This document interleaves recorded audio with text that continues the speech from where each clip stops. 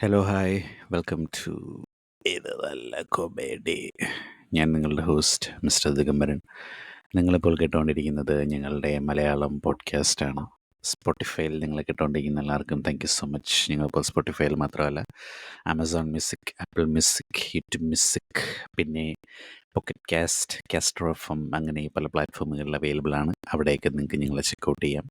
കൂടാതെ ഞങ്ങളുടെ Facebook, Twitter പേജുകളും കൂടെ ഫോളോ ചെയ്യണം. ഇൻസ്റ്റാഗ്രാം ഉൾപ്പെടെ അവിടെ ഞങ്ങൾ ഷോർട്ട് ഫോമാറ്റിലുള്ള കോണ്ടൻ്റൊക്കെ അപ്ലോഡ് ചെയ്യാറുണ്ട്. അപ്പോൾ നമ്മൾ ഇന്ന് ചെയ്യാൻ പോകുന്നത് നമ്മുടെ ബി ബി വിത്ത് ബോണ്ടാണ്. പക്ഷേ ഇന്ന് ബോണ്ട് നമ്മളോടൊപ്പം ഇല്ല. അപ്പോൾ ഇന്ന് ഞാൻ ഒറ്റയ്ക്കാണ് വന്നിരിക്കുന്നത്. വീക്ക് 6 ആൻഡ് 7 നമ്മൾ ചെയ്തിരുന്നില്ല.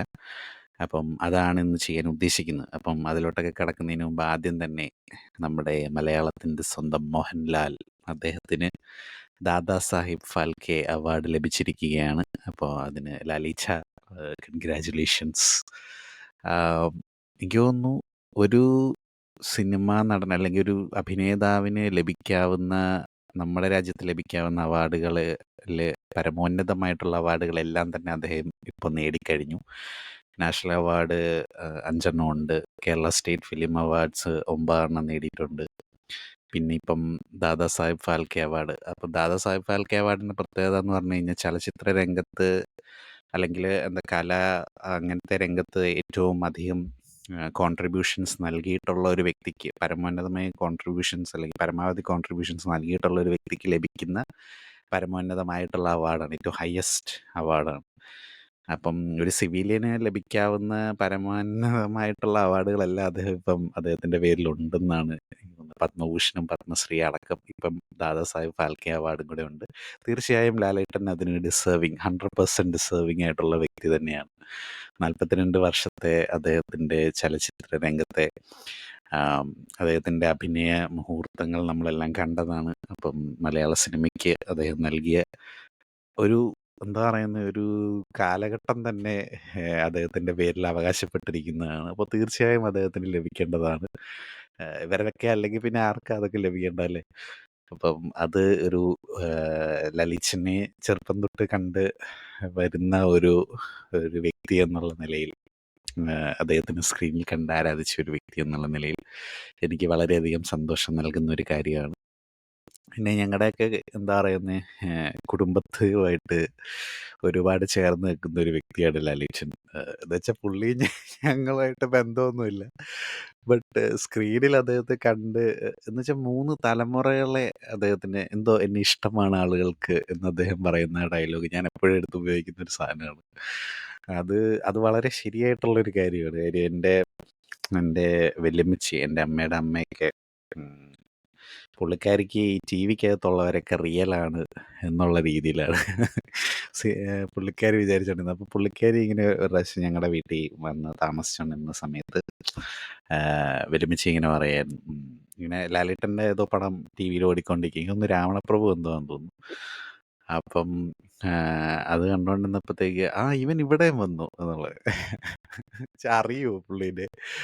പിന്നെ ജെസ്സിയുടെ അങ്ങ് പോയാൽ അവിടെ, മിനിയുടെ അങ്ങ് പോയാൽ അവിടെ, അലീസിൻ്റെ അവിടെ പോയാൽ അവിടെ, എല്ലായിടത്തും ഉണ്ട്. എനിക്കിടയ്ക്ക് ടാറ്റയൊക്കെ തരും. അതായത് സ്ക്രീനിൽ നോക്കിയിട്ട് എന്തോ എന്നെ ഇഷ്ടമാണ് ആളുകൾക്ക്, അങ്ങനെയുള്ള ഡയലോഗൊക്കെ ലാലേട്ടൻ പറയുന്നത് പുള്ളിക്കാരിയോടാണ് പറയുന്നത് എന്നുള്ള രീതിയിൽ ആണ് വല്യമ്മച്ചി വിചാരിച്ചിരുന്നത്. അപ്പം ലാലേച്ചനെ പോലെ തന്നെ എൻ്റെ വല്യമ്മച്ചിയും വളരെ പൂക്കിയായിട്ടുള്ളൊരു വ്യക്തിയാണ്.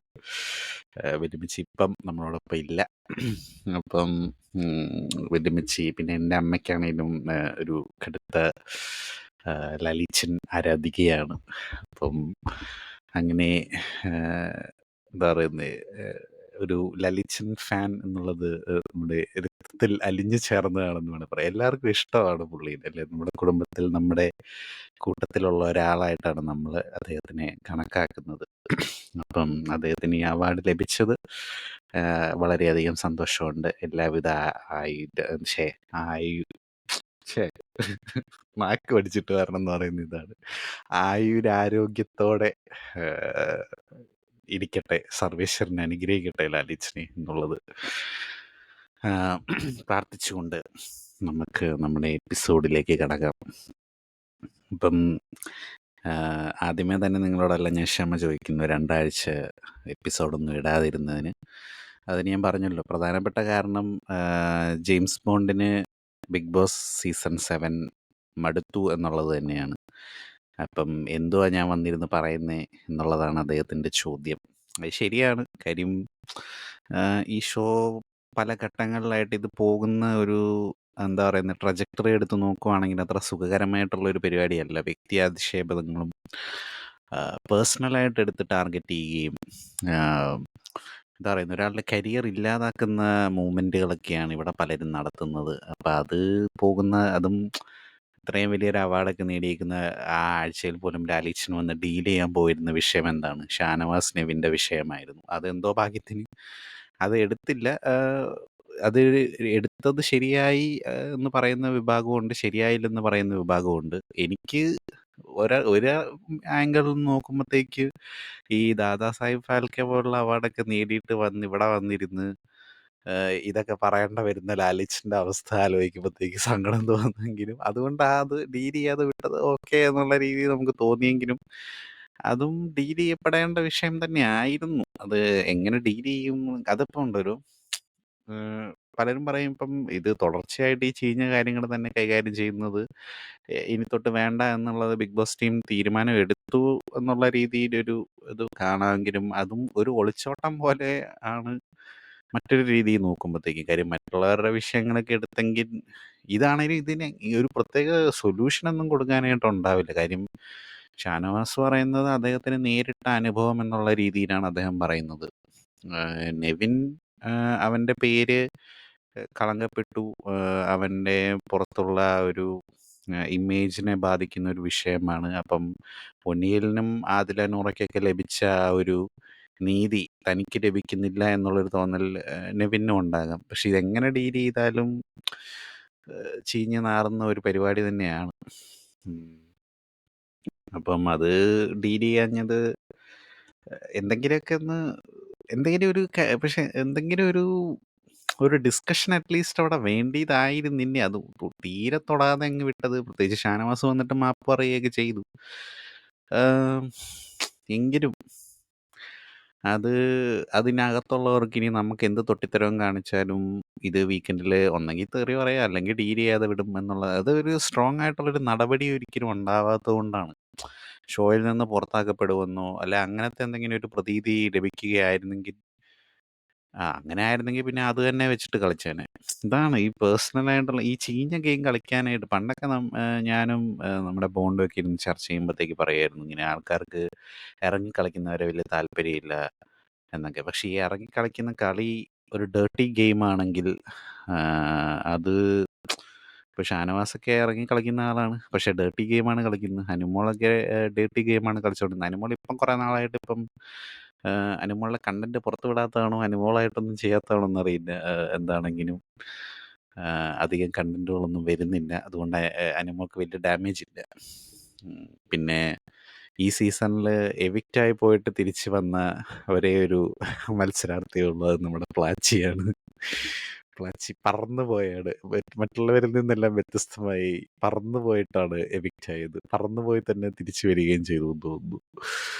എന്താണെങ്കിലും ഏഷ്യാനെറ്റ് തന്നെ പ്ലച്ചി എവിക്റ്റഡ്, പ്ലച്ചി റീ എൻട്രി എന്നൊക്കെ പറഞ്ഞ് വീഡിയോ ഇടുന്ന അവസ്ഥയിലോട്ട് എത്തിയെങ്കിൽ അതാണ് പ്ലച്ചിയുടെ വിജയം.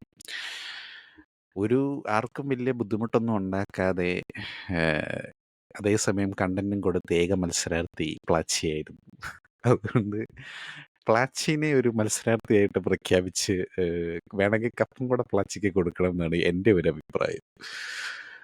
പക്ഷെ പ്ലാച്ചിയുടെ ഉടമസ്ഥയുടെ കണ്ടന്റ് അന്യായ വെറുപ്പിക്കൽ തന്നെയായിരുന്നു, പറയാതിരിക്കാൻ വയ്യല്ലോ. അപ്പം ജെയിംസ് ബോണ്ടിന് തീരെ മടുത്തു എന്നുള്ളതാണ്. എനിക്കും സത്യം പറഞ്ഞു കഴിഞ്ഞാൽ പിന്നെ ഇത് ചെയ്യണോ വേണ്ടയോ എന്നുള്ള രീതിയിലൊരു ആശയക്കുഴപ്പമുണ്ടായി.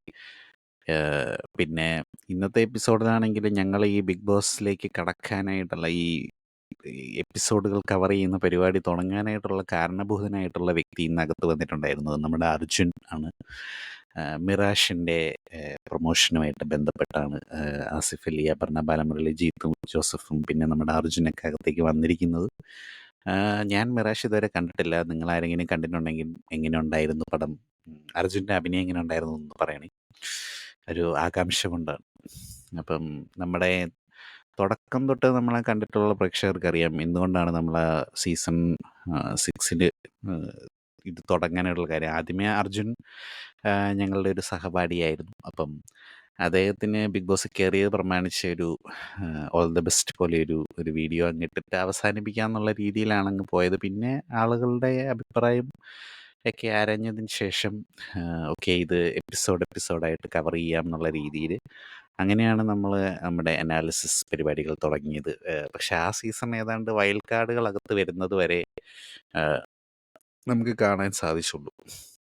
അത് കഴിഞ്ഞപാടെ പരിപാടി നിർത്തേണ്ട വന്നു. കാര്യം ഞാൻ ഒറ്റയ്ക്കിരുന്ന് കാണേണ്ട അവസ്ഥയായിരുന്നു. അന്ന് നമ്മുടെ യുഡിസി കുമാരിയായിരുന്നു എൻ്റെ കൂടെ ഉണ്ടായിരുന്നത്. അപ്പോൾ അന്നങ്ങനെ നിർത്തിപ്പോകേണ്ടി വന്നു. ഈ ഇത്തവണത്തെ നമ്മുടെ ഈ ബിഗ് ബോസ് സീസൺ 7 അതുപോലെ നിർത്തേണ്ടതായിരുന്നു കഴിഞ്ഞ എപ്പിസോഡ് വെച്ച്. കാര്യം അതും 5 എപ്പിസോഡായിരുന്നു. മറ്റേത് 5 എപ്പിസോഡായപ്പോഴാണ് തീർന്നു പോയത്. ഇതും 5 എപ്പിസോഡായപ്പോഴത്തേക്കും കൂടെയുള്ള ജെയിംസ് ബോണ്ടിന് ബിഗ് ബോസ് മതിയായി. അപ്പം എനിക്ക് തോന്നുന്നു ബെസ്റ്റായിട്ട് ഈ അനാലിസിസ് പരിപാടിയൊക്കെ ചെയ്യാനായിട്ട് ഞാൻ ഒറ്റയ്ക്കിരുന്ന് കണ്ട് ചെയ്യുന്നതായിരിക്കും നല്ലതെന്ന് എനിക്ക് തോന്നുന്നു. കാര്യം തമിഴിലെ സീസൺ 8 നമ്മൾ അങ്ങനെയാണ് കവർ ചെയ്തത്. 15 എപ്പിസോഡ് വളരെ കൃത്യമായിട്ടിരുന്ന് കുത്തിയിരുന്ന് കണ്ടിരുന്ന് പറഞ്ഞു. പിന്നെ ബോണ്ടിന് പിന്നെ നിരാശ ഉണ്ടാക്കുന്ന മറ്റൊരു കാര്യം എന്ന് പറഞ്ഞു കഴിഞ്ഞാൽ നമ്മുടെ കഴിഞ്ഞ പ്രാവശ്യത്തെ വീഡിയോയ്ക്ക് അധികം വ്യൂസൊന്നും അങ്ങനത്തെ പരിപാടിയൊന്നും പോയില്ല. അപ്പം എന്തിനാണ് വെറുതെ ഇതൊക്കെ ചെയ്യുന്നത്? ആൾക്കാർ കാണാനും ഇല്ലെങ്കിൽ പിന്നെ എന്ത് തേങ്ങയ്ക്കാണ് ഇത് കാണിക്കുന്നത് എന്നുള്ളൊരു പരിപാടിയാണ്. പക്ഷെ ഞാൻ ഒരു എന്താ പറയുക നമ്മളെ ഇത് കണ്ടുകൊണ്ടിരിക്കുന്ന ഒരു 100 പേരെങ്കിലും കാണുമല്ലോ. അവർക്കൊരു അവർ ഇത് കാണണം എന്ന് ആഗ്രഹിക്കുന്ന ആളുകളായതുകൊണ്ടാണല്ലോ പിന്നെയും വന്നിരുന്ന് കാണുന്നത്. അപ്പോൾ അവർക്ക് വേണ്ടിയിട്ടുള്ളൊരു കമ്മിറ്റ്മെൻറ്റ് നമുക്കുണ്ടല്ലോ. അപ്പോൾ അതുകൊണ്ട് നിങ്ങൾക്ക് വേണ്ടിയാണ് സുഹൃത്തുക്കളെ ഞാനിത് കണ്ടിന്യൂ ചെയ്യുന്നത്. അല്ലെങ്കിൽ എനിക്കും സത്യം പറഞ്ഞു കഴിഞ്ഞാൽ ഒന്ന് മടുത്ത് തമിഴ് എത്രയും പെട്ടെന്ന് തുടങ്ങിയാൽ മതി എന്നുള്ളൊരു മൂഡായിട്ടുണ്ട്. തമിഴാകുമ്പോഴത്തേക്ക് ഈ മലയാളത്തിൽ ഇതുപോലത്തെ ചീഞ്ഞ കണ്ടന്റ് വന്നിട്ടുള്ള ഒരു ബിഗ് ബോസ് ചരിത്രത്തിൽ തന്നെ ഞാൻ കണ്ടിട്ടില്ല. ഒന്ന് ആലോചിച്ച് നോക്കിയേ. ഇപ്പം ആദില നൂറയുടെ വിഷയം തന്നെ വേദലക്ഷ്മി വന്നിരുന്ന് പറഞ്ഞ ആ വാക്കുകൾ നിന്റെയൊക്കെ വീട്ടിൽ കയറ്റാൻ കൊള്ളാത്തവരാണ്. അന്ന് ആ ആഴ്ച തന്നെ ഇതിപ്പം ആറിയ കഴിഞ്ഞ് പഴങ്കഞ്ഞി എന്ന് പറയുന്ന പോലെ ഞായിരുന്നു എന്ന് പറഞ്ഞിട്ട് കാര്യമില്ലെന്നറിയാം. എങ്കിലും എൻ്റെ ഒരു പെർസ്പെക്റ്റീവിൽ ഇതൊക്കെ പറയേണ്ടതാണല്ലോ. നമ്മൾ കഴിഞ്ഞ 2 ആഴ്ചയാണല്ലോ കവർ ചെയ്യുന്നത്. അപ്പം വേദലക്ഷ്മി അന്ന് അങ്ങനെയൊക്കെ പറഞ്ഞു. അത് അന്നാരും ക്യാച്ച് ചെയ്തില്ല. മാത്രമല്ല അവരാ മറ്റേ ഫാക്ടറി ടാസ്കുമായിട്ട് ബന്ധപ്പെട്ട് അങ്ങനെയൊക്കെ നിന്നിരുന്നതുകൊണ്ട് അത് ആ ഒരു ഫയറിൽ നിന്നിരുന്നതുകൊണ്ട് അന്ന് അവരാരും അത് ക്യാച്ച് ചെയ്തില്ല. പക്ഷെ അത് ലാലേട്ടൻ വന്ന് വീക്കെൻഡിൽ ഡിസ്കസ് ചെയ്യുകയും വേദലക്ഷ്മിയോട് ഇറങ്ങിപ്പൊക്കോളൂ എൻ്റെ ഷോയിൽ നിന്ന് വളരെ പ്രസക്തമായിട്ടുള്ള ചോദ്യങ്ങൾ തന്നെയാണ് ചോദിച്ചത്. നിങ്ങൾക്ക് അത്രയും ബുദ്ധിമുട്ടുണ്ടാക്കുന്ന കാര്യമാണെങ്കിൽ എന്തിനാണ് അകത്ത് കയറി വന്നിട്ട് ഇമാതിരി അപരാധമൊക്കെ പറയുന്നത് എന്നുള്ളത് വളരെ കറക്റ്റായിട്ടുള്ളൊരു ചോദ്യമായിരുന്നു. അതിന് അന്ന് ലാലേട്ടൻ പറഞ്ഞൊരു കാര്യം എനിക്ക് ആ മനുഷ്യനോട് പിന്നെയും ഒരു എക്സ്ട്രാ റെസ്പെക്റ്റ് തോന്നിക്കുന്ന ഒരു പരിപാടി. ഞാൻ കേട്ടുവല്ലോ അവരെ എൻ്റെ വീട്ടിൽ എന്നുള്ളത്. അപ്പം അതിലേക്കും നൂറയ്ക്കും അതിലും വലിയൊരു എന്താ പറയുന്ന ഒരു അംഗീകാരം വേറെ കിട്ടാനില്ല. അങ്ങനെ വീട്ടിൽ കൊള്ളാൻ കയറ്റാത്ത വിധത്തിൽ അവരങ്ങനത്തെ പ്രത്യേകിച്ച് പരിപാടികളൊന്നും ചെയ്തിട്ടില്ല. അവരൊരുമിച്ച് ജീവിക്കാൻ തീരുമാനിക്കുന്നു അത്രേ ഉള്ളൂ. അത് നമ്മുടെ സാമൂഹിക സോഷ്യൽ നോംസിനെതിരാണ് എന്നൊക്കെ പറയുന്നത് നമ്മുടെ നാട്ടിൽ അത് അങ്ങനെ ഒരു പൊതുവെ അങ്ങനെ കണ്ട് വന്നിട്ടില്ലാത്തൊരു പരിപാടി ആയതുകൊണ്ടാണ്. People fear what they do not understand എന്നുള്ളതാണല്ലോ. അവർക്ക് മനസ്സിലാകാത്ത കാര്യങ്ങളെ ആളുകൾ എപ്പോഴും ഒരു ഭയത്തോടെ ആയിരിക്കും കാണുന്നത്. അപ്പം അതുകൊണ്ടായിരിക്കാം അത് സോഷ്യലി നോം ആയി മാറുമോ എന്ന്. നമ്മുടെ കുട്ടികൾ അത് കണ്ട് പഠിക്കുമോ എന്നുള്ളത്. നിങ്ങളുടെ കുട്ടികൾ അത് കണ്ട് പഠിക്കണമെന്നില്ല. അവർക്ക് ഇതൊക്കെ എന്താണെന്നറിയാമോ ഒരു മനുഷ്യൻ്റെ ഉള്ളിലുള്ള കാര്യങ്ങളാണ്. ഇതെപ്പോഴാണ് നമ്മൾ നമ്മുടെ സത്വം തിരിച്ചറിയുന്നതെന്നൊന്നും പറയാൻ പറ്റത്തില്ല. നമുക്ക് ഏത് ജെൻഡറിനോടാണ് അട്രാക്ഷൻ തോന്നുന്നത് ഈ വക കാര്യങ്ങളൊക്കെ തീരുമാനിക്കുന്നത് നമ്മളിൽ നിന്ന് അറിയാതെ അത് ഓട്ടോമാറ്റിക്കലി വരുന്ന സംഭവങ്ങളാണ്. അത് ആർക്കും ഒന്നും ചെയ്യാൻ പറ്റില്ല. മറ്റൊരാൾ ഇങ്ങനെ ചെയ്യുന്നത് കണ്ടിട്ട് ആകൃഷ്ടരായി അതിലോട്ട് മാറാൻ പറ്റില്ല. അങ്ങനെയാണെങ്കിൽ ഹോമോസെക്ഷൽ ആയിട്ടുള്ള ആളുകൾക്ക് ഹെറ്ററോസെക്ഷൽ ആയിട്ടുള്ള ആളുകൾ കല്യാണം കഴിക്കുന്നത് കാണുമ്പോൾ എന്നാൽ പിന്നെ ഞാനും ഹെറ്ററോസെക്ഷൽ ആയി കളയാം എന്നെന്താണ് അവർക്ക് തോന്നാത്തത്? തിരിച്ചു തോന്നാത്തത് എന്താണ്? അപ്പം അങ്ങനെയൊക്കെ പറയുന്നത് വെറും അബദ്ധധാരണകളാണ്. അതിനെ ഭയത്തോടെയും ആകുലതയോടെയും കാണുന്നത് കൊണ്ടാണ്. മറ്റുള്ളവരെ ഉപദ്രവിക്കാത്തിടത്തോളം കാലം അവരവരുടെ ജീവിതത്തിൽ എന്ത് ചെയ്യുന്നു എന്നുള്ളത് നമ്മൾ ചിന്തിക്കേണ്ട കാര്യമില്ല. ഇപ്പം ലാലേട്ടൻ അവരെ വീട്ടിൽ കയറ്റാമെന്ന് പറഞ്ഞതിന് അദ്ദേഹത്തിനെതിരെ ശക്തമായിട്ടുള്ള സൈബർ ആക്രമണം നേരിടേണ്ടി വന്നിട്ടുണ്ട്. പല ഗ്രൂപ്പുകളിലും അങ്ങനെയാണ്, ഇങ്ങനെയാണ്. ഇപ്പം ഇവരെ അനുകൂലിച്ചുകൊണ്ട് പറയുന്ന ആളുകളെ എപ്പോഴും ഹോമോസെക്ഷൽസ് ആയിട്ട് ചിത്രീകരിക്കാനാണ് ഇത്തരം ഇൻസൾട്സ് എന്ന് തന്നെ നമ്മളവരെ വിളിക്കേണ്ടി വരും. അവരുടെ അല്ലെങ്കിൽ ലക്ഷ്മി റെപ്രസെൻ്റ് ചെയ്യുന്ന ആളുകളുടെ ഒരു എന്താ പറയുന്നത്, മെയിൻ പരിപാടി എന്ന് പറയുന്നത് എപ്പോഴും നമ്മൾ അവർക്കെതിരെ എന്തെങ്കിലും ലോജിക്കലായിട്ടൊരു ആർഗ്യുമെൻ്റ് വെച്ച് കഴിഞ്ഞാൽ ഉടനെ പറയും, നീ കുണ്ടനല്ലേടാ എന്നുള്ള ഒരു ഒരു ഒരു പദപ്രയോഗം അങ്ങ് നടത്തിക്കളയും. അവരുടെ വിചാരത്തിൽ അവരെ സപ്പോർട്ട് ചെയ്യുന്ന ആളുകളെല്ലാം അങ്ങനെയാണ് എന്നുള്ളതാണ്. അങ്ങനെയല്ല, നമ്മൾ ആളുകളെ മനുഷ്യരായിട്ട് കൺസിഡർ ചെയ്യുവാണെങ്കിൽ, മനുഷ്യരോട് പെരുമാറുന്നത് പോലെ പെരുമാറുകയാണെങ്കിൽ ഇതൊന്നും നമ്മളെ ബാധിക്കുന്ന കാര്യമില്ല. അതാണ് തിരിച്ചറിയേണ്ടത്. ഇത് വളരെ വാസ്റ്റായിട്ടുള്ളൊരു ടോപ്പിക്കാണ്. ട്രാൻസ്ജെൻഡർ റൈറ്റ്സും അങ്ങനത്തെ പരിപാടികളൊക്കെ, ജെൻഡറും ഇപ്പം അങ്ങനത്തെ പരിപാടികളൊക്കെ ബൈജെൻഡർ എന്നുള്ള, അതായത് 2 ജെൻഡർ പരിപാടികളല്ലല്ലോ ഇപ്പോൾ ഉള്ളത്. ആളുകൾക്ക് ജെൻഡറിലും അവരുടെ സെക്ഷുവാലിറ്റിയിലും എല്ലാം ചോയ്സസ് ഉണ്ട് ഇന്നത്തെ കാലത്ത്. നമുക്കും ചോയ്സസ് ഉണ്ട്, നമുക്ക് നമ്മുടെ ഇഷ്ടത്തിനും ജീവിക്കാം. അപ്പം ആർക്കും ആരുടെയും മേൽ അവരുടെ ഐഡിയോളജി അടിച്ചേൽപ്പിക്കാനായിട്ട് സാധിക്കത്തില്ല. അപ്പം നമ്മുടെ ഐഡിയോളജിയാണ് ശരി എന്ന് പറഞ്ഞ് നമുക്ക് പറയാനായിട്ട് സാധിക്കില്ല. എന്ന് പറയുമ്പോഴും ഒരു മാനുഷിക വശം കണക്കിലെടുത്തുകൊണ്ട് വേണം നമ്മളെപ്പോഴും അങ്ങനത്തെ കാര്യങ്ങൾ അപ്രോച്ച് ചെയ്യാൻ. അപ്പം ഇതൊക്കെ ഞാൻ പ്രത്യേകിച്ചിരുന്ന് നിങ്ങളുടെ അടുത്ത് നിന്ന് പറഞ്ഞു തരേണ്ട കാര്യമില്ല. എങ്കിലും പറയണമെന്ന് തോന്നി. അപ്പം ലക്ഷ്മിയുടെ അത്തരം സ്റ്റേറ്റ്മെൻറ്റ്സിനോട് നമ്മളൊട്ട് യോജിക്കുന്നില്ല. വീട്ടിലിരിക്കുന്ന എൻ്റെ മകൻ കാണുന്നുണ്ട്. ഫസ്റ്റ് ഓഫ് ഓൾ, വീട്ടിലിരിക്കുന്ന പിള്ളേർക്ക് കാണാൻ പറ്റിയ ഒരു പരിപാടിയല്ല ബിഗ് ബോസ്. അത് ലാലേട്ടനും ബിഗ് ബോസും അടക്കം വന്നിട്ട് പറയാറുണ്ട്, ഇത് കുട്ടികളടക്കം ഇരുന്ന് കാണുന്ന ഒരു ഷോയാണെന്നുള്ളത്. അത് വളരെ തെറ്റായിട്ടുള്ളൊരു നിലപാടാണ്. കാര്യം കുട്ടികൾക്ക് നമ്മൾക്ക് കാണിച്ചു കൊടുക്കാൻ പറ്റുന്ന ഒരു പരിപാടിയല്ല ഇതിൻ്റെ അകത്ത് നടക്കുന്നത് എന്നുള്ളതാണ്.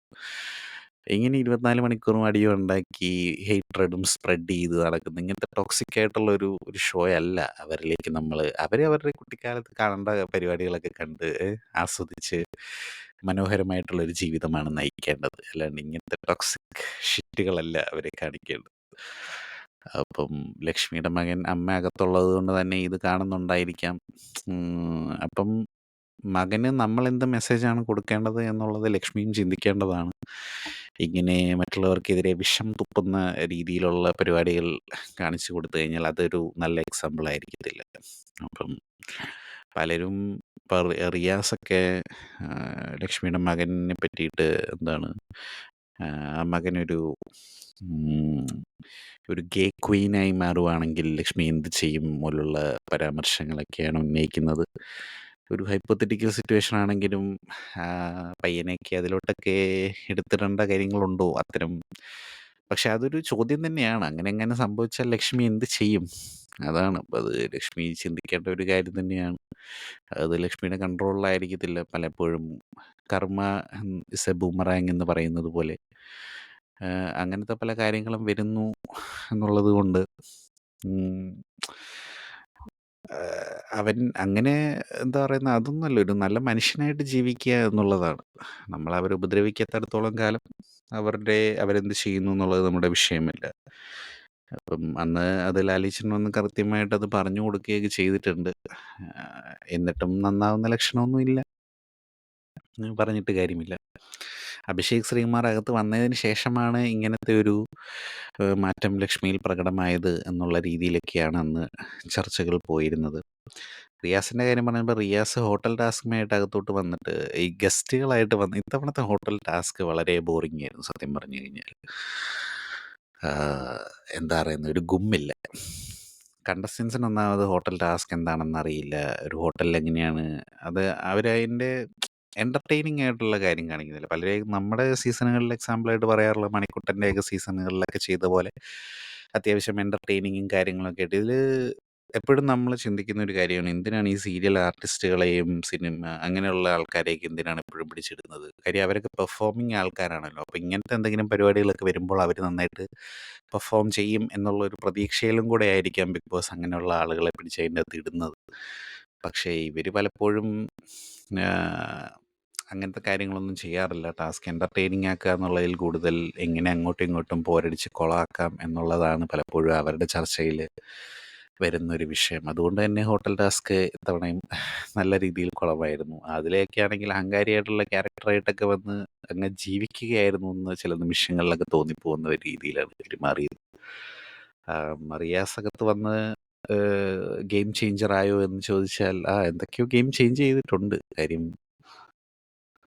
അവിടെ വന്ന് ഷാനവാസിന് ഒരു പണിമുടക്കാനൊക്കെ ആയിട്ട്. അപ്പോൾ അത് ലാലേട്ടൻ വന്നപ്പോൾ ചോദിച്ചത്, ആം, എന്തുകൊണ്ടാണ് അന്ന് അത് പ്രതിഷേധിച്ച് അങ്ങനെ നിന്നത്? ഒരു 10 മിനിറ്റിനുള്ളിൽ ഞാൻ റെഡിയായിട്ട് വരാം എന്നല്ലേ പറയേണ്ടിയിരുന്നത് എന്നുള്ളതാണ്.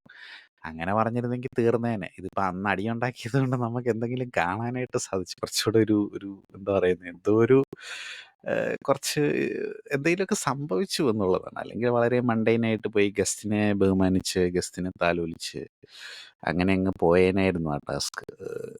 മറ്റെന്തെങ്കിലുമൊക്കെ അവർ ചെയ്യേണ്ടതായിരുന്നു. പിന്നെ മറ്റേ ഉപ്പിട്ട് കൊടുത്തത് അങ്ങനെ തന്നെ അവരെ കൊണ്ട് തീറ്റിക്കാൻ മേലായിരുന്നു എന്ന് ചോദിച്ചു. ഓക്കെ, അത് വേണമെങ്കിൽ ചെയ്യാമായിരുന്നു. അറിയില്ല. അപ്പം അന്ന് വന്ന് ഷിയാസ് വന്നിട്ട് പ്ലാച്ചിനെ എവിക്റ്റ് ചെയ്തപ്പോൾ സന്തോഷിച്ചവരുടെ കൂട്ടത്തിൽ ഞാനും ചെറുതായിട്ടുണ്ടായിരുന്നു. പ്ലാച്ചി ഒന്നും ചെയ്തിട്ടല്ല. പ്ലാച്ചിനെ വെച്ചിട്ടുള്ള അനുമോളുടെ വെറുപ്പിക്കൽ സഹിക്കാൻ പറ്റാത്തതുകൊണ്ട് ഒടുവിൽ പ്ലാച്ചി പറന്നു പോയല്ലോ എന്നാലോചിച്ചപ്പോൾ ഒരു ചെറിയ സന്തോഷം തോന്നി. പക്ഷെ എനിക്കറിയായിരുന്നു പ്ലാച്ചി തിരിച്ചു കയറി വരുമെന്ന്. കാര്യം അങ്ങനെയൊന്നും പ്ലാച്ചിനെ എവിക്റ്റ് ചെയ്യാൻ പറ്റില്ല. ജനക്കോട്ടികളാണ് പ്ലാച്ചിക്ക് വേണ്ടി വോട്ട് ചെയ്യാൻ തയ്യാറായിരിക്കുന്നത്. ഇനി തൊട്ടുള്ള എൻ്റെ എന്താ പറയുന്നത്, ഈ എവിക്ഷൻ ലിസ്റ്റുകളിൽ പ്ലാച്ചീനയും കൂടെ ഉൾപ്പെടുത്തിയാലോ എന്നാണ് ഞാൻ ആലോചിക്കുന്നത്. അത് വേണമെങ്കിൽ ചെയ്ത് നോക്കാം അല്ലേ? സത്യം പറഞ്ഞാൽ പലപ്പോഴും എനിക്ക് നല്ല ടെംപ്റ്റേഷൻ ഉണ്ട്. ബിഗ് ബോസ്, ലാലേട്ടൻ ഈ 2 ഓപ്ഷനുകളും കൂടെ വെച്ചാലോ എന്ന്. പിന്നെ വേണ്ട, ഒരു പ്രൊഫഷണലായിട്ട് തന്നെ ഇരുന്നോട്ടെ എന്നുള്ളതുകൊണ്ടാണ് അവരെ ഒന്ന് ഉൾപ്പെടുത്തായിരുന്നത്. ഇനിയുള്ളതിൽ പ്ലാച്ചീനയൊക്കെ ഒരു കണ്ടസ്റ്റന്റ് ആയിട്ട് പരിഗണിക്കാമെന്നുള്ളത് തന്നെയാണ് ഞാൻ കണക്കാക്കുന്നത്. അടുത്ത എവിക്ഷൻ്റെ അകത്തൊക്കെ പ്ലാച്ചീനയും കൂടെ പിടിച്ചിട്ട്. പ്ലാച്ചീന ഓൾറെഡി, പക്ഷെ പ്ലാച്ചീനെ എവിക്റ്റ് ചെയ്യാൻ പറ്റില്ലല്ലോ, അതുകൊണ്ട് പിന്നെ കുഴപ്പമില്ല. ഷിയാസ് അവിടെ വന്നിട്ട് അനുമോൾക്ക് നല്ലൊരു മികച്ചൊരു ക്ലൂ ആയിരുന്നു കൊടുത്തത്. അതുകൊണ്ട് തന്നെ പ്ലാച്ചി തിരിച്ചു വന്നപ്പോൾ അനുമോൾക്ക് വലിയ സന്തോഷമൊന്നും കണ്ടില്ല. ഐ മീൻ, പോയി കെട്ടിപ്പിടിച്ച് കരയൊക്കെ ചെയ്തു. പക്ഷെ അത് കഴിഞ്ഞിട്ട് പിന്നെ പ്രത്യേകിച്ച് സന്തോഷമൊന്നും കണ്ടില്ല. അപ്പം അതുകൊണ്ട് എനിക്കറിയില്ല, അനുമോൾ കളം മാറ്റി പിടിക്കുമായിരിക്കാം. പക്ഷെ ഇപ്പം അങ്ങനെ വലിയ കുലപ്പരിപാടി അധികം ഇല്ലാത്തതുകൊണ്ട്, അല്ലെങ്കിൽ അതിനുള്ള ഓപ്പർച്യൂണിറ്റീസ് അങ്ങ് അധികം ഇടയ്ക്കിടയ്ക്ക് എവിടെയൊക്കെയോ ഒന്ന് തല പൊക്കിയായിരുന്നു. പക്ഷെ ഇപ്പം അധികം ഇല്ലാത്തതുകൊണ്ട് അനുമോൾ ഇപ്പം നമ്മൾ അങ്ങനെ അങ്ങ് വെറുപ്പിക്കുന്നില്ല. അപ്പം ആ ഒരു സ്ഥാനത്തേക്ക് വെറുപ്പിക്കലൊക്കെ ആയിട്ട് ഇപ്പം ആദില ചെറുതായിട്ടൊക്കെ എന്നെ വെറുപ്പിച്ച് തുടങ്ങിയിട്ടുണ്ട് എന്നാണ് എനിക്ക് തോന്നുന്നത്. മറ്റേ വീക്കിൽ അവർക്ക് നല്ല സപ്പോർട്ടൊക്കെ ഉണ്ടായിരുന്നതാണ്.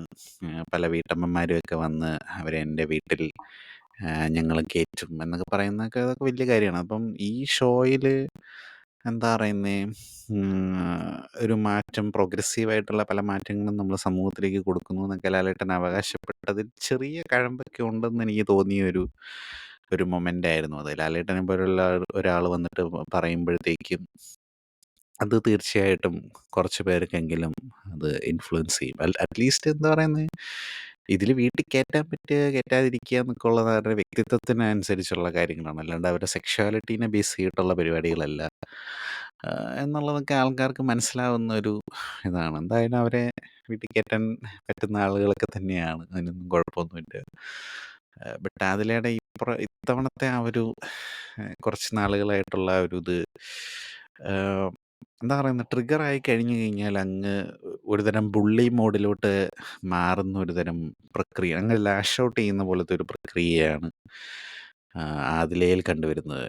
നൂറ പലപ്പോഴും സൈലൻ്റ് ആയിട്ടിരിക്കുന്നു. അല്ലാത്ത സമയങ്ങളിൽ വയലൻ്റ് ആവാനും പുള്ളിക്കാരിക്ക് അറിയാം എന്നുള്ള രീതിയിലാണ്. ആ വയലൻ്റ് ആവുന്ന മൊമെൻറ്റുകളിൽ പുള്ളിക്കാരിയോട് നമുക്കൊരു അതൃപ്തി തോന്നും.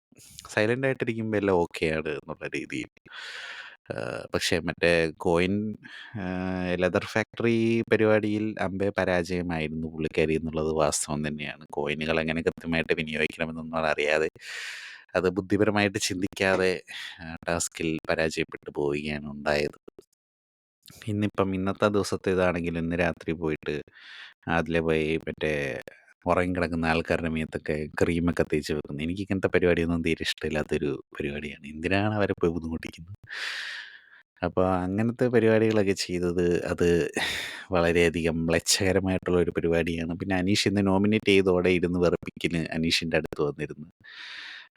ആദ്യമൊക്കെ ഒരിടയ്ക്ക് ഇങ്ങനെ വന്നിരുന്ന് ഇങ്ങനെ ടീസ് ചെയ്യുന്നതൊക്കെ എനിക്ക് വലിയ കുഴപ്പമൊന്നും ഇല്ലായിരുന്നു. പക്ഷെ ഇപ്പം അതിലേടെ ആ ഒരു എന്താ പറയുന്നത് ഒരുമാതിരി ഒരു ബുള്ളിയിങ് ലെവലിലേക്ക് മാറുന്നത് പോലെ എനിക്ക് ഫീൽ ചെയ്യുന്നുണ്ട്. പിന്നെ ഈ ഈ സീസണിലെ വളരെ മികച്ച ഒരു ഗെയിമറായിട്ട് നമുക്ക് ഷാനവാസിനെ എന്തായാലും പറയാൻ സാധിക്കും. ഡർട്ടി ഗെയിമാണ് പലപ്പോഴും കളിക്കുന്നതെന്നുണ്ടെങ്കിലും കാര്യം ഇപ്പം അദ്ദേഹം ട്രാപ്പ് ചെയ്തിരിക്കുന്ന ആദില നൂറേനെ പെങ്ങളൂട്ടി എന്നുള്ള രീതിയിൽ തളച്ചിട്ടിരിക്കുകയാണ്. ഷെനീഷ് കോംബോ എനിക്ക് ഈ ബിഗ് ബോസിൻ്റെ സീസണിൽ വളരെയധികം ഇഷ്ടപ്പെട്ട എൻ്റെ ഫേവറേറ്റ് കോംബോകളിലൊന്നാണ്. പക്ഷെ അത് തന്നെ ഇപ്പം അനീഷിൻ്റെ ഗെയിമിനെ അത് ബാധിക്കുമോ എന്ന് ആലോചിക്കുമ്പോൾ എനിക്ക് ആ കോംബോയിൽ ചെറിയൊരു നീരസം തോന്നിയിട്ടുണ്ട്.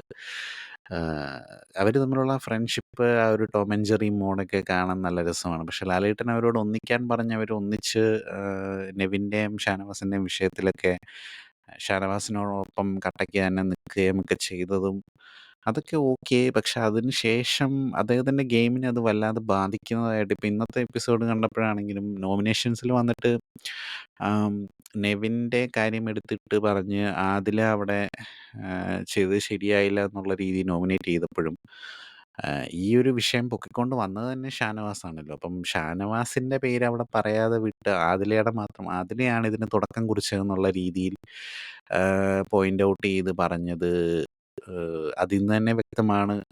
അനീഷിൻ്റെ കൈകൾ കെട്ടപ്പെട്ടിരിക്കുകയാണ് ഷാനവാസിൻ്റെ കൂടെ. ഇന്നിപ്പം ഷാനവാസ് ആണെങ്കിലും വന്നിട്ട് നീ എന്തിനാ അവളെ നോമിനേറ്റ് ചെയ്യാൻ പോയത്, അതിൻ്റെ വല്ല ആവശ്യമുണ്ടോ? അതായത് പുള്ളിക്കാരൻ എന്താണെന്ന് വെച്ച് കഴിഞ്ഞാൽ ഒരു ഏട്ടായിയായി അങ്ങ് മാറുകയാണ് പലപ്പോഴും. നമ്മുടെ കുട്ടികൾ എന്നുള്ളൊരു മോഡിലേക്ക് അങ്ങ് പോകും. ഈ നമ്മുടെ കുട്ടികളിൽ മുമ്പുണ്ടായിരുന്ന വ്യക്തികളായിരുന്നു ഈ നമ്മുടെ ഒനിയിലും അഭിലാഷും ഒക്കെ.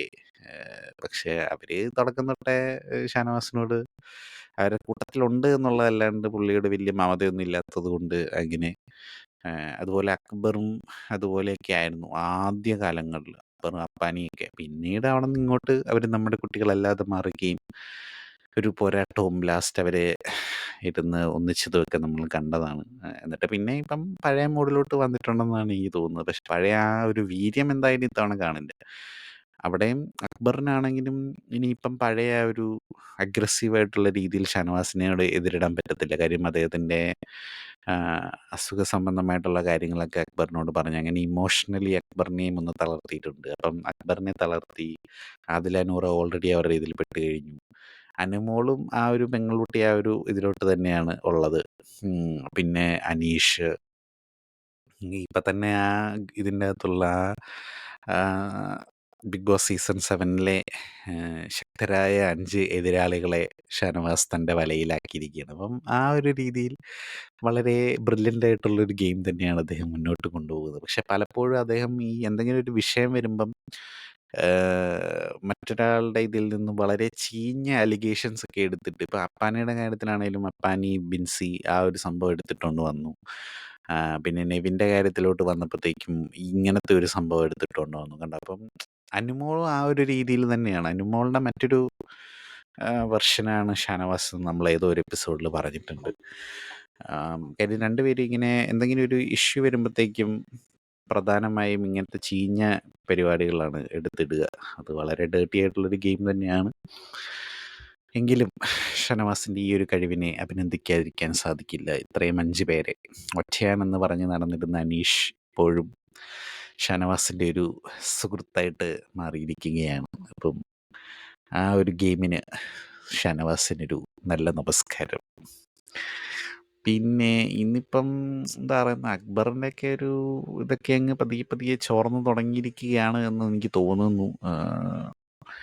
അത് പൊട്ടൻഷ്യലുള്ള ആളാണ്. പക്ഷെ എന്തോ ഈ ആഴ്ച അങ്ങനത്തെ വലിയ പരിപാടികളൊന്നും ഇല്ലാത്ത പോലെ അങ്ങോട്ട് ഒതുങ്ങിപ്പോയ പോലെ പലരും അങ്ങോട്ട് ഒതുങ്ങി പോവുകയാണെന്നാണ്. ആദില നൂറയൊക്കെ കയറി വന്നിരുന്നത് ഇപ്പോൾ ഈ ഒരു ഷാനവാസ് ഖാൻ്റെ വിഷയത്തിൽ അങ്ങ് തളർന്നു പോയ പോലെയാണ് ഫീലാവുന്നത്. അവർക്ക് അതിന് മുന്നത്തെ ആഴ്ചയൊക്കെ നല്ലൊരു രീതിയിലൊരു സപ്പോർട്ടൊക്കെ കിട്ടി വന്നതാണ്. അവരൊന്ന് കയറി വന്നതാണ്. പക്ഷെ അതിൻ്റെ ഇടയിൽ ഈ ഒരു നെവിൻ്റെ കാര്യം നെവിനോടുള്ള ആ ഒരു പേഴ്സണൽ വെണ്ടയ്ക്ക ഇവരുടെ ഭാഷയിലെ പേഴ്സണൽ വെണ്ടേറ്റ വെച്ച് അവരെ ഇറങ്ങി തിരിച്ചതാണ് പണിയായത്. ഇപ്പം ആ വിഷയം ഷാനവാസ് എങ്ങനെയാണ് ട്വിസ്റ്റ് ചെയ്തതെന്ന് വെച്ച് കഴിഞ്ഞാൽ നീ അവിടെ വന്ന് നോമിനേഷനിൽ ആ കാര്യം എടുത്തിട്ടുകൊണ്ട് നിന്നെ പ്രൊട്ടക്റ്റ് ചെയ്യാൻ വേണ്ടിയിട്ട് എനിക്കത് റിവീൽ ചെയ്യേണ്ട വന്നു എന്നുള്ള രീതിയിൽ അത് ട്വിസ്റ്റ് ചെയ്തു ഷാനവാസ്. അപ്പം അതൊക്കെ അദ്ദേഹത്തിൻ്റെ ഒരു ബ്രില്യൻ ഗെയിമാണ്. ഇപ്പം അതിനെതിരെ ആദില നൂറയ്ക്കൊന്നും പറയാൻ പറ്റാത്ത അവസ്ഥയിലായിപ്പോയി.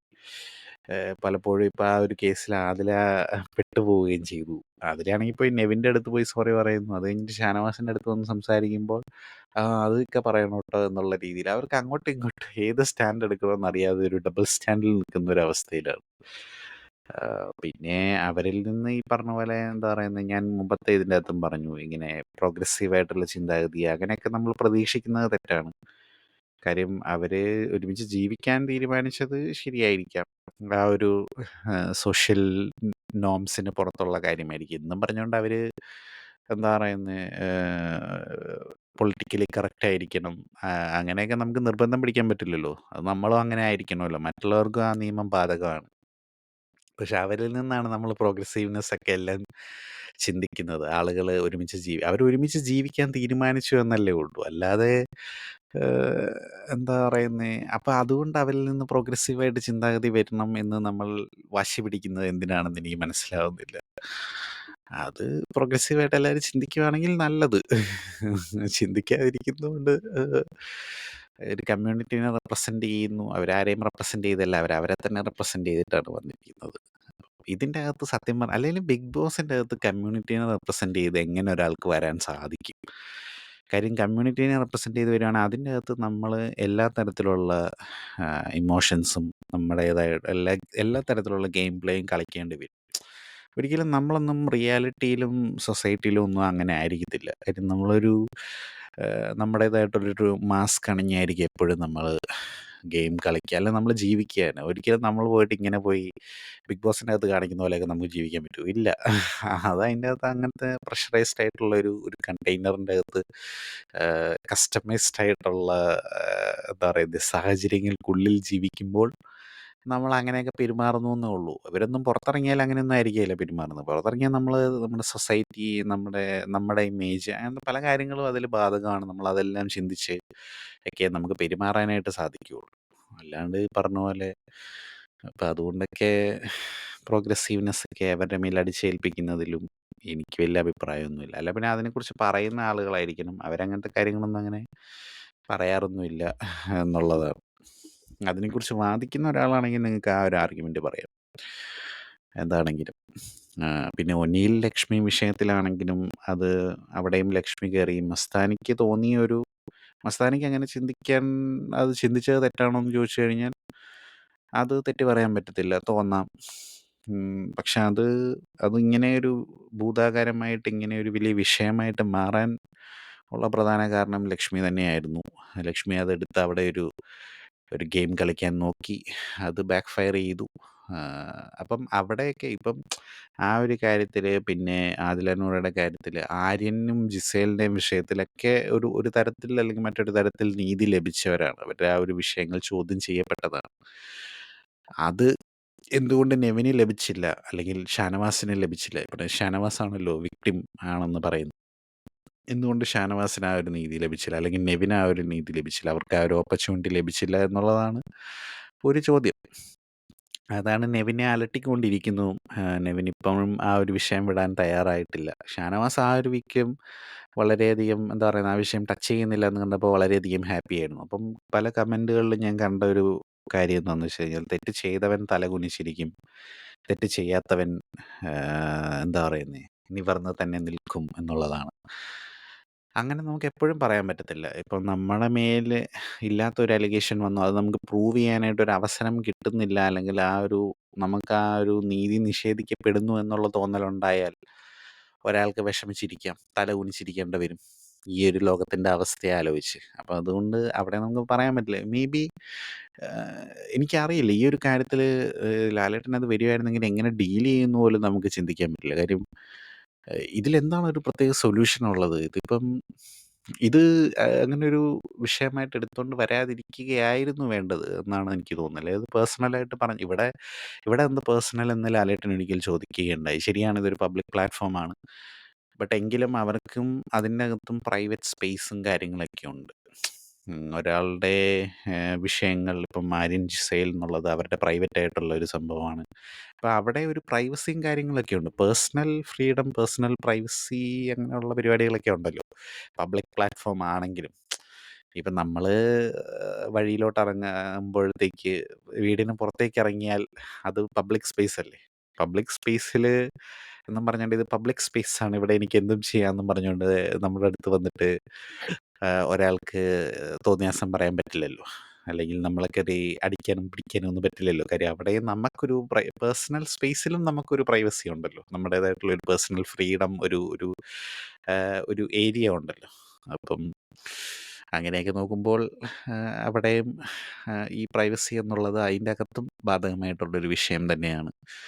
അപ്പം നെവിൻ്റെ ലവ് ലാംഗ്വേജ് അങ്ങനെയാണെന്നാണ് നെവിൻ അവകാശപ്പെടുന്നത്. ശരിയാണ്. പക്ഷെ അത് നമ്മൾ ശ്രദ്ധിക്കേണ്ട ഒരു കാര്യം തന്നെയാണ്. ഈ കാര്യത്തിൽ നെവിൻ്റെ ഭാഗത്തും അങ്ങനെ ഒരു മിസ്റ്റേക്ക് ഉണ്ട് എന്ന് ഞാൻ കരുതുന്നു. കാര്യം എല്ലാവർക്കും അത് ഇഷ്ടപ്പെടണമെന്നില്ല. ഇപ്പം എനിക്ക് പേഴ്സണലി അങ്ങനെ വളരെ ടച്ചി ആയിട്ടുള്ള പരിപാടികൾ അധികം താല്പര്യമില്ല. ഞാൻ അങ്ങനെ ഒരു ഫ്രീഡം ആർക്കും അങ്ങനെ കൊടുക്കാറില്ല. അതുകൊണ്ട് എനിക്കതൊരു അൺകംഫർട്ടബിളായിട്ട് ഫീൽ ചെയ്യാൻ സാധ്യതയുള്ളൊരു കാര്യമാണ്. അതുപോലെ ആയിരിക്കും ഷാനവാസിനും ചിലപ്പോൾ തോന്നിയിട്ടുണ്ടാവുക. അതുകൊണ്ട് അദ്ദേഹം ബെഡ് മാറി കിടക്കുകയും നെവിനോടത് പറയുകയും ചെയ്തിട്ടുണ്ടെന്നാണ് പറയുന്നത്. അത് ശരിയാണെങ്കിൽ നെവിനത് ശ്രദ്ധിക്കേണ്ടതായിരുന്നു. അത് അത്തരം കാര്യങ്ങൾ അവോയ്ഡ് ചെയ്യേണ്ടതായിരുന്നു. ഇപ്പം ഞങ്ങളുടെ ക്ലാസ്സിൽ ഒരു പയ്യനുണ്ടായിരുന്നു. അവന് പറഞ്ഞ പോലെ എല്ലാവരോടും തോളത്ത് കൈയിട്ടേ സംസാരിക്കുകയുള്ളൂ. അത് ആണായാലും പെണ്ണായാലും ഒന്നും അവനത് വിഷയമുള്ള കാര്യമല്ല. കാര്യം അവനങ്ങനെയാണ്. അവൻ്റെ ഒരു വളരെ ഫ്രണ്ട്ലി ആയിട്ടുള്ള ഒരു മനുഷ്യനാണ്. എന്ന് പറയുന്നത് തെറ്റായ രീതിയിലൊന്നും നമ്മളെ ടച്ച് ചെയ്യുക അങ്ങനെയൊന്നുമില്ല. ഈ പറഞ്ഞ പോലെ തോളത്ത് കൈയിട്ടുകൊണ്ടേ വർത്താനം പറയുള്ളൂ. അതങ്ങനെയാണ് അവൻ്റെ ഒരു ശീലം. അത് എല്ലാവർക്കും അക്സെപ്റ്റബിൾ ആയിട്ടുള്ളൊരു സംഭവമായിരുന്നില്ല. എന്നോട് എൻ്റെ സുഹൃത്തുക്കൾ അങ്ങനെ പറഞ്ഞിട്ടുണ്ട്. അവനങ്ങനെ ഇട്ട് കൈയിട്ട് എനിക്കത് അൺകംഫർട്ടബിൾ ആയിട്ട്. അപ്പം ഞാൻ അവരോട് പറഞ്ഞൊരു കാര്യം, നിങ്ങൾക്ക് അൺകംഫർട്ടബിൾ ആയിട്ട് ഫീൽ ചെയ്യുന്നുണ്ടെങ്കിൽ നിങ്ങളത് പറ.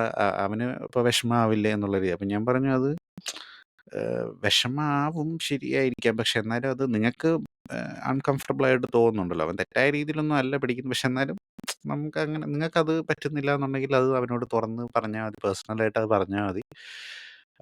അങ്ങനെ പറയുകയാണെങ്കിൽ അവനത് ഉറപ്പായിട്ടും അവനത് കൺസിഡർ ചെയ്ത് അവനങ്ങനെ ചെയ്യില്ല എന്നാണ് ഞാൻ ഉപദേശം കൊടുത്തത്. ഇപ്പം ഞാൻ പോയി സംസാരിക്കാൻ പോവുകയാണെങ്കിൽ അത് വേറെ രീതിയിൽ അത് മാറിയേനെ എന്നുള്ള രീതിയിൽ അതൊരു ജഡ്ജ്മെൻ്റായിട്ട് എടുത്ത് അങ്ങനെ ഒരു ഉപദേശമാണ് ഞാൻ കൊടുത്തത്. അതുപോലെ തന്നെ ചെയ്യുകയും ചെയ്തു. അത് ചെയ്തപ്പോൾ തന്നെ അവന് അത് പരിപാടി മനസ്സിലായി. അവനപ്പം അങ്ങനെ ഒരു കാര്യം അത് അവോയ്ഡ് ചെയ്തു. അപ്പം നമുക്ക് കംഫർട്ടബിൾ അല്ലെങ്കിൽ നമുക്കത് ഒരാളോട് തുറന്ന് പറയുകയും അയാളത് മാനിക്കുകയും ചെയ്യുന്നതാണ് അതിൻ്റെ ഒരു ശരിയായ രീതി. അപ്പം ഷാനവാസിന് ഇങ്ങനെ ഒരു ഇഷ്യൂ ഉണ്ടായി. അത് പെട്ടെന്നൊരു എന്താ പറയുന്നത്, ആ മല്ലിയിലയുടെ ആ ഒരു വിഷയത്തിൽ ആണ് അതെടുത്തോണ്ട് വന്നത്. കണ്ടോ, അത് എവിടെ എടുത്തോണ്ട് വരുന്നു എന്നുള്ളതിലാണ് അതിൻ്റെ ഒരു ഉദ്ദേശശുദ്ധിയൊക്കെ വരുന്നത്. അദ്ദേഹത്തിന് നേരത്തെ പ്രശ്നമുണ്ട്, അല്ലെങ്കിൽ അതങ്ങനെ വേണ്ട എന്നുള്ള രീതിയിൽ മേ ബി അത് ഡീൽ ചെയ്യാതെ വെച്ചതായിരിക്കാം. പക്ഷെ അത് പിന്നെ അത് എടുത്തോണ്ട് വന്ന് ഇപ്പം അവർ തമ്മിൽ അങ്ങനെ ഒരു ഇതില്ലാത്തൊരു സമയത്ത് അതെടുത്തോണ്ട് വന്നിട്ടുണ്ടെങ്കിൽ അത് തീർച്ചയായും, കാര്യം അദ്ദേഹം ഇത് മുമ്പ് അപ്പാനിയുടെ കാര്യത്തിൽ ഇതുപോലെ ചെയ്തതാണ്. അപ്പോൾ അതൊരു ഡേർട്ടി ഗെയിം പ്ലേ തന്നെയായിരുന്നു. അപ്പോൾ ആ ഒരു വിഷയത്തിൽ ഷാനവാസ് തീർച്ചയായിട്ടും ഒരു വിമർശനം അർഹിക്കുന്നതായിരുന്നു. പിന്നെ നെവിൻ്റെ കാര്യത്തിൽ ഉടനെ അവൻ്റെ സെക്ഷുവാലിറ്റി ഒക്കെ എടുത്തുകൊണ്ട് വരുന്നു. ജാൻമണിയൊക്കെയാണ് ഇൻ്റർവ്യൂവിൻ്റെ അകത്ത് അവൻ ഗേ ആണെന്ന് പറയുന്നു. അവൻ്റെ സെക്ഷുവാലിറ്റി എവിടെയും വെളിപ്പെടുത്തിയിട്ടില്ല എന്നുള്ള സ്ഥിതിക്ക് അതാ പറയുന്നത്, ആളുകളുടെ കൂട്ടവിചാരണയ്ക്ക് അങ്ങ് ഇട്ടുകൊടുക്കുന്ന ഒരു പരിപാടിയാണ് ഈ സീസണിൽ. കുറേയധികം ആളുകൾ, മസ്താനി, എന്താ വേദലക്ഷ്മി, ഇപ്പോൾ ഷാനവാസ്, അനുമോള്, ഇങ്ങനെ ഒരു നീണ്ട നിര തന്നെയുണ്ട്. ഇവരെല്ലാം അങ്ങ് ജഡ്ജ്മെൻറ്റിന് അങ്ങ് ഇട്ടുകൊടുക്കുകയാണ്.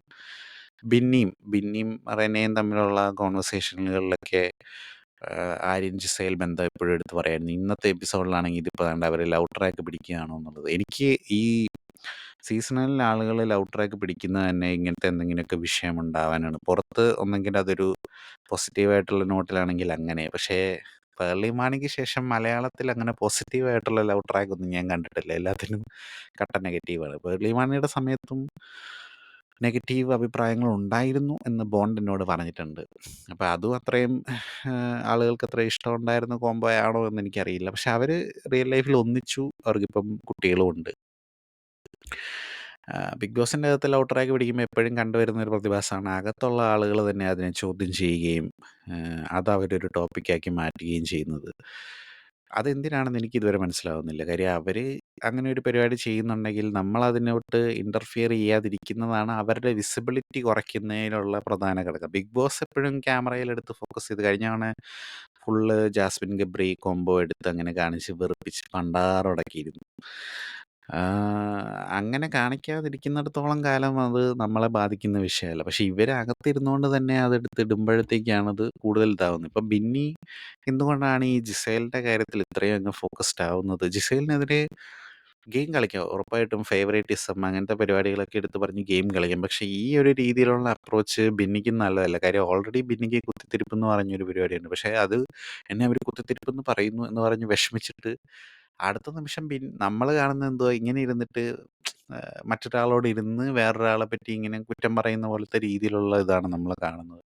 അത് കാണുമ്പോൾ നമ്മുടെ ഉള്ളിലും പേഴ്സണലി കാണുമ്പോൾ എൻ്റെ ഉള്ളിൽ ആ ഒരു നെഗറ്റീവ് ഫീലിംഗ് ആണ് കൊണ്ടുവരുന്നത്. എന്തിനാണ് ഈ ആവശ്യമില്ലാത്ത കാര്യത്തിലൊക്കെ പോയി ഇതിപ്പോൾ അവർ ലവ് ട്രാക്ക് ആണോ അവരങ്ങനെയാണോ അതിന് പലതരത്തിലുള്ള അതായത് പുറത്തുനിന്നുള്ള ആൾക്കാർ വന്നിട്ട് അങ്ങനെ ഒരു ഇത് പറഞ്ഞു അതെന്തിനാണ് അങ്ങനെ പറയുന്നത് ഫ്രണ്ടാണെങ്കിൽ അത് പറയേണ്ട കാര്യമുണ്ടോ എന്നൊക്കെ ഉള്ള രീതിയിൽ എന്തിനാണ് പിന്നെ എന്തിനാണ് ആവശ്യമില്ലാത്ത കാര്യങ്ങളൊക്കെ ഇങ്ങനെ ആലോചിച്ച് കുട്ടി വെറുതെ എന്താ പറയുന്നത് അതൊന്നും അല്ല അവിടെ അകത്തുള്ള ആളുകൾക്കെതിരായിട്ടുള്ള എന്തെങ്കിലും കളം മാറ്റി പിടിക്കേണ്ടിയിരിക്കുന്നു. ഇങ്ങനത്തെ കാര്യങ്ങളിലല്ല. ഇതിപ്പം അന്ന് അനുമോൾ പറഞ്ഞതിൽ എന്തോ കാര്യമുണ്ട് എന്നൊക്കെയുള്ള രീതിയില് അനുമോള് കാണാത്തത് കണ്ടു എന്ന് പറയുന്നു. അതിന്റെ കാര്യത്തിൽ ഒരു തീരുമാനമായിട്ടില്ല. ഇനിയിപ്പോ ഇവര് ലവ് കോംബോ പിടിച്ചാലും അനുമോൾ അത് കണ്ടതാണെന്ന് പറയും. എനിക്കറിയാൻ പാടില്ല ഇതൊക്കെ എങ്ങോട്ടാ പോകുന്നേന്നുള്ളത്. ഇങ്ങനത്തെ ഈ ഒരു എന്താ പറയുന്നേ ഈ തൊട്ടു പിടിച്ചു ഇങ്ങനത്തെ പരിപാടികളല്ലാതെ ഈ ബിഗ് ബോസിന്റെ അകത്തൊന്നും നിങ്ങൾക്ക് ചെയ്യാനില്ലേ? ഇത് തന്നെ പിന്നെയും കൊണ്ട് തരുവാണെങ്കിൽ നമുക്കും ബോറടിക്കത്തില്ലേ എന്നാണ് എനിക്ക് ചോദിക്കാനുള്ളത്. എന്തിനാണ് ഈ ആവശ്യമില്ലാത്ത കരുതൽ? അതിൽ അഭിലാഷൊക്കെ ഇപ്പൊ അതിരുന്ന് ചർച്ച ചെയ്യുന്നുണ്ട്. ഒനിയിൽ എന്താ പറയുന്നെ അവിടെ ഇല്ല ഇവിടെ ഇല്ല എന്ന് പറയുന്ന പോലെ. അന്ന് വന്നിട്ട് മറ്റേ എന്താ പറയുന്നത് അത് തൻ്റെ പേഴ്സണൽ ആയിട്ടുള്ള കാര്യമാണ് അങ്ങനെയാണെന്നൊക്കെ പറയും. എന്നാ ഇപ്പറേ ഇരുന്നിട്ട് ഏത് അരുൺ ജിസയിലൊക്കെയാ എന്നുള്ള രീതിയില് അന്നും ഇതുപോലെ തന്നെ ഏതാണ്ട് ഇങ്ങനെ പറഞ്ഞു കഴിഞ്ഞപ്പോൾ അന്ന് ഈ അനുമോൾ ഇക്കാര്യങ്ങളൊക്കെ വന്ന് പറഞ്ഞപ്പോൾ ഇതൊക്കെ കേട്ട് ആസ്വദിച്ച കൂട്ടത്തിൽ ഒനിയിലുണ്ടായിരുന്നു. എന്നിട്ട് അന്ന് വന്നിട്ട് പേഴ്സണലായിട്ട് അക്ബറിനെ പോലെ ഒരു സ്റ്റാൻഡ് എടുത്തു എന്ന് പറഞ്ഞ് അങ്ങനെ അവിടെ ഉണ്ട് ഇവിടെ ഉണ്ട്. അമ്മാതിരി പരിപാടിയാണ് പുള്ളി കാണിക്കുന്നത്. അതുകൊണ്ട് എനിക്കറിയാൻ പാടില്ല. ഇതൊക്കെ ഇനിയിപ്പം ഇവരിനിയിപ്പോ ഒരു ലവ് കോംബോ പിടിച്ചുന്ന് തന്നെ ഇരിക്കട്ടെ. ഇതിലിപ്പോ എന്താ ഇപ്പൊ പോകാനുള്ളേ? ആര്യൻ സത്യം പറഞ്ഞ ഈ ആഴ്ച പോകുന്നതായിരുന്നു അവന് നല്ലത്. അവൻ ഈ ആഴ്ച പോകുമെന്നാണ് പറഞ്ഞിരുന്നത്. പക്ഷെ അവൻ പോയില്ല. ഇതിപ്പം എന്താ പറയുന്നെ പാവാടത്തുമ്പ് അങ്ങനെയൊക്കെയുള്ള പരാമർശങ്ങൾ അതൊക്കെ മറ്റേ എനിക്ക് ആ വീക്കെൻഡില് വന്നിട്ട് ഇവര് സരസമായിട്ട് ഈ ലാലേട്ടൻ ഇതൊക്കെ സർക്കാസമായിട്ട് അവതരിപ്പിക്കുന്നതല്ലേ മോനെ. ഒരു മേക്ക് ബിലീഫ് അല്ലേ എന്ന് പറയുന്നത്. അത്തരം പരിപാടികള് എനിക്ക് സത്യം പറഞ്ഞോണ്ടല്ലോ ഇവരുടെ ചില സമയങ്ങളിൽ ഇവർ ഈ സർക്കാസം വ്യക്തി അധിക്ഷേപത്തിലേക്ക് മാറുന്നില്ലേ എന്ന് എനിക്ക് തോന്നാറുണ്ട്. ഇപ്പൊ മറ്റേ പാവാടത്തുമ്പ് അങ്ങനത്തെ പരിപാടിയൊക്കെ പറഞ്ഞത് കുറച്ച് ഓവർബോർഡായിട്ട് തോന്നുന്നില്ലേ എന്നുള്ള അതുകൊണ്ട് എനിക്ക് അനിലിന്റെ ആ ഒരു അവരുടെ ടീമിന്റെ കഥാപ്രസംഗം എനിക്ക് അങ്ങനെ വലിയ ഇഷ്ടമായിട്ട് തോന്നിയില്ല. അക്ബറിൻ്റെത് ഓക്കെ എന്നുള്ള രീതിയിലാണ് അക്ബറിനെയാണ് തമ്മിൽ ഭേദമായിട്ട് തോന്നുന്നത്. പക്ഷെ അക്ബർ ആണെങ്കിലും പലപ്പോഴും ഈ പാരഡി പാട്ടുകൾ ഉണ്ടാക്കുമ്പം അതിലെവിടേക്കോ ഇടയ്ക്കിടയ്ക്ക് ഇങ്ങനെ ഒരു സർക്കാസം എന്നുള്ളതിനപ്പുറത്തേക്കൊരു ഉം, ഒരു ഇൻസൾട്ട് പോലെ എനിക്ക് ഇടയ്ക്കിടയ്ക്ക് തോന്നാറുണ്ട്. അതുകൊണ്ട് എനിക്ക് ഇവരുടെ ഈ സർക്കാസം അത്ര അങ്ങോട്ട് താല്പര്യം വരാറില്ല അവരുടെ ആ ഒരു കാര്യത്തിൽ. ഇനിയിപ്പം മറ്റൊരു ജാസ്മിൻ ഗബ്രി കോംബോ പോലെ ആര്യൻ ജിസേൽ കോംബോ ഇവരെല്ലാം കൂടെ എടുത്തോണ്ട് വരുമോ എന്നുള്ളതാണ് എനിക്കറിയാൻ പാടില്ലാത്തത്. ആണെങ്കിൽ ഇപ്പം എന്താ നിങ്ങൾ ഇങ്ങനെയൊക്കെ ഒരു കോംബോ ഉണ്ടാക്കുമ്പോൾ നിങ്ങൾ അവരെ അവരുടെ പാട്ടിന് വിട്ടേക്കുക.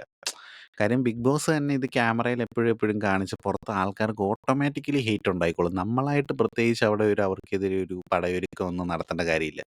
അവർ നോമിനേറ്റ് ഒക്കെ ചെയ്യുമ്പോൾ ഫേവറേറ്റിസം ഒക്കെ ആരോപിച്ച് നിങ്ങൾക്ക് നോമിനേറ്റ് ചെയ്യും അതൊക്കെ ഓക്കെ അതൊക്കെ ഗെയിം അതൊന്നും പ്രശ്നമൊന്നുമില്ല. അല്ലാണ്ടുള്ള ഇത്തരം ചർച്ചകളുണ്ടല്ലോ അതെന്തിനാണ് അവർ തമ്മിൽ റിലേഷൻഷിപ്പ് ഉണ്ട് അതിപ്പോൾ അറിഞ്ഞിട്ട് ബിന്നിക്ക് ഇപ്പം എന്താണ് നേടാനുള്ളത് എന്നാണ് എനിക്ക് മനസ്സിലാവാത്തത്.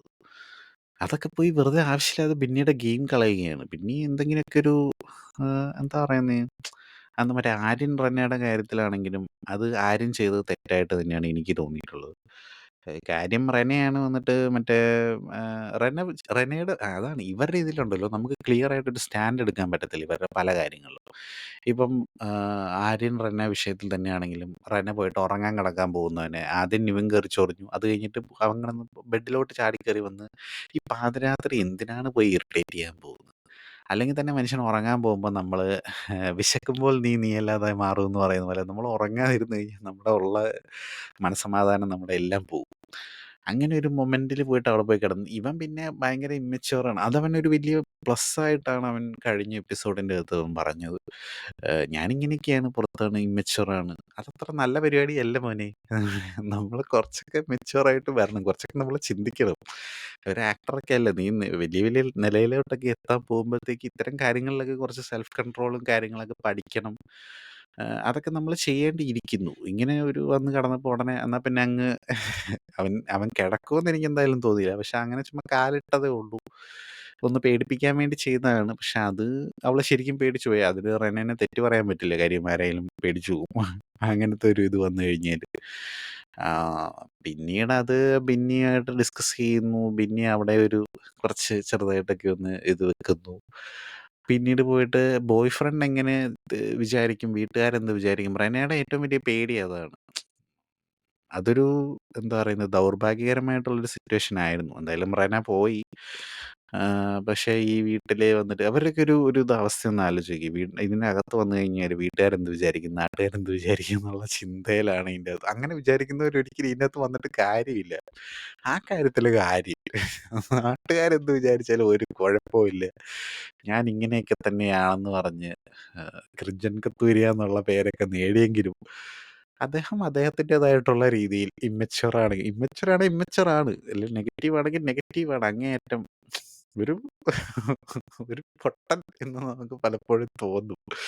ഇങ്ങനെ ഒരു ഇമ്മച്വറായിട്ടുള്ള രീതിയിലൊക്കെ പെരുമാറുന്നത് കാണുമ്പോൾ. കൊച്ചു പിള്ളേരെ പോലെ എന്ന് പറയല്ലോ, ഒരു ഒരു ചൈൽഡ് ത്രോയിങ് ടാൻട്രം എന്നൊക്കെ പറയുന്നത് പോലെ അങ്ങനത്തെ ഒരു വ്യക്തിത്വമാണ് അദ്ദേഹം. എന്താണേലും ഇനിയിപ്പോൾ വരുന്ന ആഴ്ചകളിൽ അതായിരിക്കും വലിയ ടോപ്പിക്കായിട്ട് വരുന്നത്. പിന്നെ എന്തൊക്കെയാണ് നടന്നത് അവിടെ? രണ്ടാഴ്ചയിൽ ഇതൊക്കെ തന്നെയാണ്. പിന്നെ ജിഷിൻ്റെ മറ്റേ കാര്യമുണ്ടല്ലോ, വെജിറ്റേറിയൻ നോൺ വെജിറ്റേറിയൻ സംഭവത്തിൽ.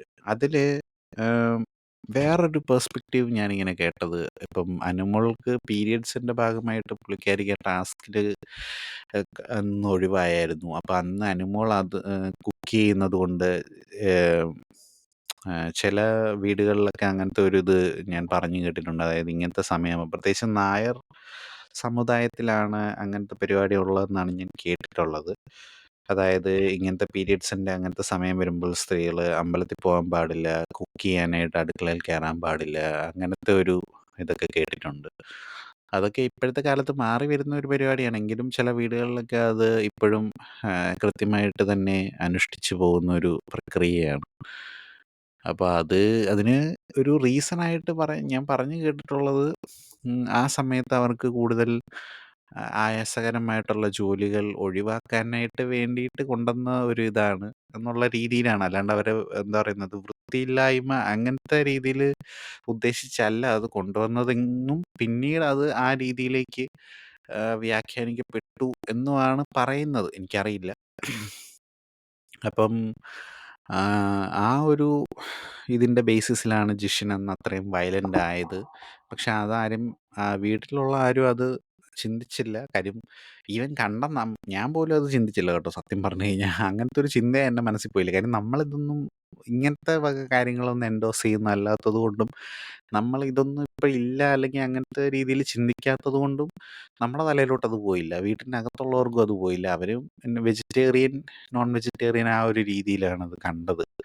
അത് ജിഷിൻ്റെ ഒരു ഭാഗ്യം. ആരും ആ രീതിയിൽ വ്യാഖ്യാനിച്ച് അത് ആരെങ്കിലും അത് ആ രീതിയിൽ കറക്റ്റായിട്ട് വ്യാഖ്യാനിച്ച് എടുത്തിട്ട് അത് പറയുകയായിരുന്നെങ്കിൽ ജിഷിൻ പെട്ടേനെ.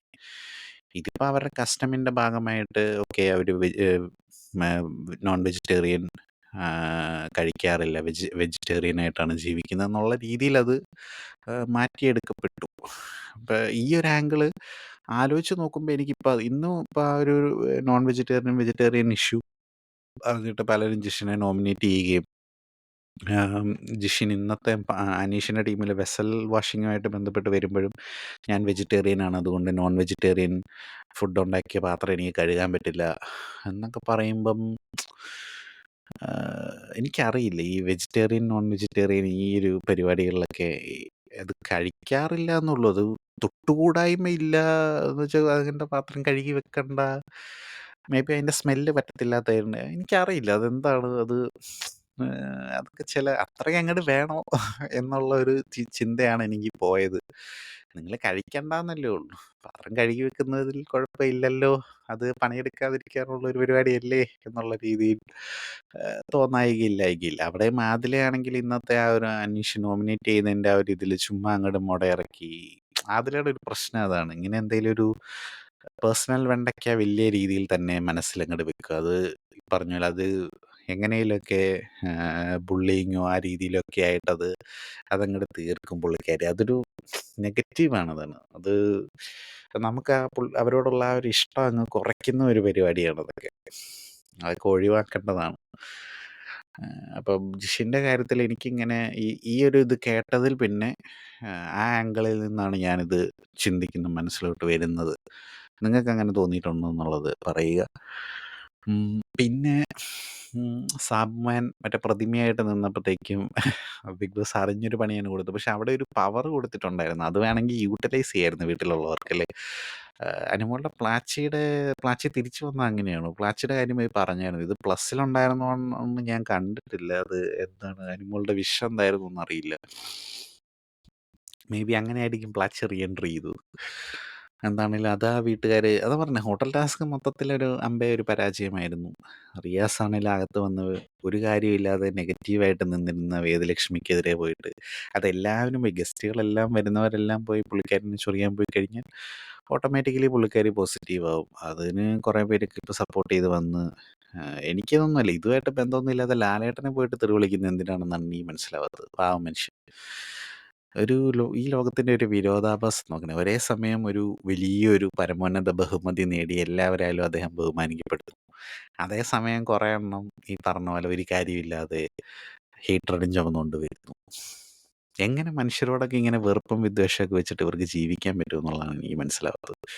ഈ സീസണിൽ എനിക്കങ്ങനെ ഇഷ്ടമില്ല, എനിക്ക് ഇവനെ കാണുമ്പോൾ തന്നെ വെറുപ്പാണെന്ന് തോന്നുന്ന രീതിയിൽ ആരോടും ഇല്ല കേട്ടോ. ഇപ്പം തുടക്കത്തിലൊക്കെ അനീഷൊക്കെ ചെറിയ രീതിയിലൊക്കെ ഇങ്ങനെ കണ്ണടച്ച് കിടക്കണമെന്ന് ഞാൻ കണ്ടു. പക്ഷെ എനിക്ക് ആ ആര്യനെ കൊണ്ട് കഴുകട്ടാ നീ കഴുക് എന്ന് പറഞ്ഞ ആ ഒരു പരിപാടി അതെനിക്ക് ഇഷ്ടപ്പെട്ടായിരുന്നു. നല്ലൊരു ഇതായിരുന്നു. പക്ഷെ അത് ഭയങ്കര ഹിറ്റായല്ലോ.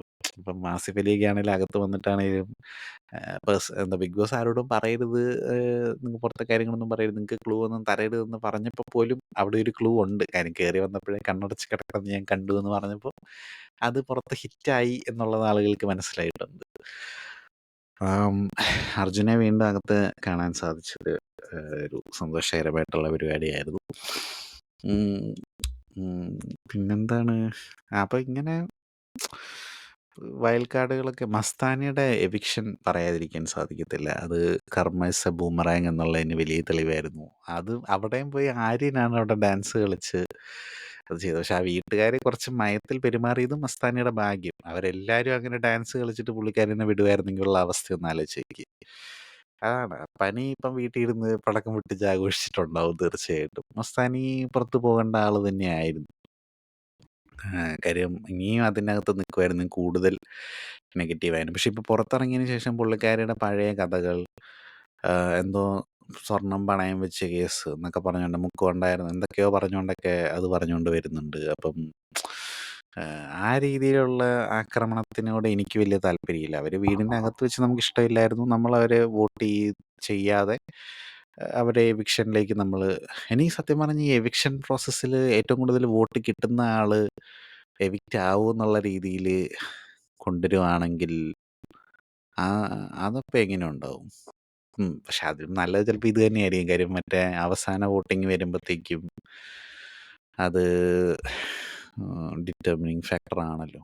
എല്ലാ ആഴ്ചയിലും നോമിനേഷനിൽ വരുന്നവർ ഒരു കണക്കിന് ഭാഗ്യവാന്മാരാണ്. കാര്യം ആൾക്കാർ കണ്ടിന്യൂസ് ആയിട്ട് വോട്ട് ചെയ്ത് ഫിനാലെ ടൈം ആകുമ്പോഴും അവർ ആസ് യൂഷ്വൽ ആ ഒരു ശീലം വെച്ചങ്ങ് വോട്ട് ചെയ്യും. അങ്ങനെ നമ്മൾ ഇടയ്ക്ക് വരാതിരുന്ന് കഴിഞ്ഞാൽ ആൾക്കാർ വേറെ ആർക്കെങ്കിലുമൊക്കെ നമ്മുടെ ആ കൈ ഇങ്ങനെ തെരിക്കുമല്ലോ വോട്ട് ചെയ്യാൻ വേണ്ടിയിട്ട്. നമുക്ക് പിന്നെ അങ്ങനത്തെ ഓപ്ഷനൊന്നുമില്ല ഇവിടെ. ഈ ഡിസ്നി പ്ലസ്, ഹോട്ട്സ്റ്റാറും ഒക്കെ എന്നാണ് ഈ പുറത്തുള്ള പ്രേക്ഷകരെ പരിഗണിക്കുക? യൂട്യൂബിലൊക്കെ ഈ ബിഗ് ബോസിന്റെ എപ്പിസോഡ് വീഡിയോകളുടെയൊക്കെ കീഴിൽ ഞാൻ കാണുന്ന ഒരു കമന്റാണ്, ഇന്ന സ്ഥലത്തു നിന്നുള്ള പ്രവാസി എന്ന് പറഞ്ഞ് എല്ലാവരും ഹാജർ, ദുബായ് ഘടകം ഹാജർ, കനേഡിയൻ ഘടകം ഹാജർ എന്നൊക്കെ പറഞ്ഞു.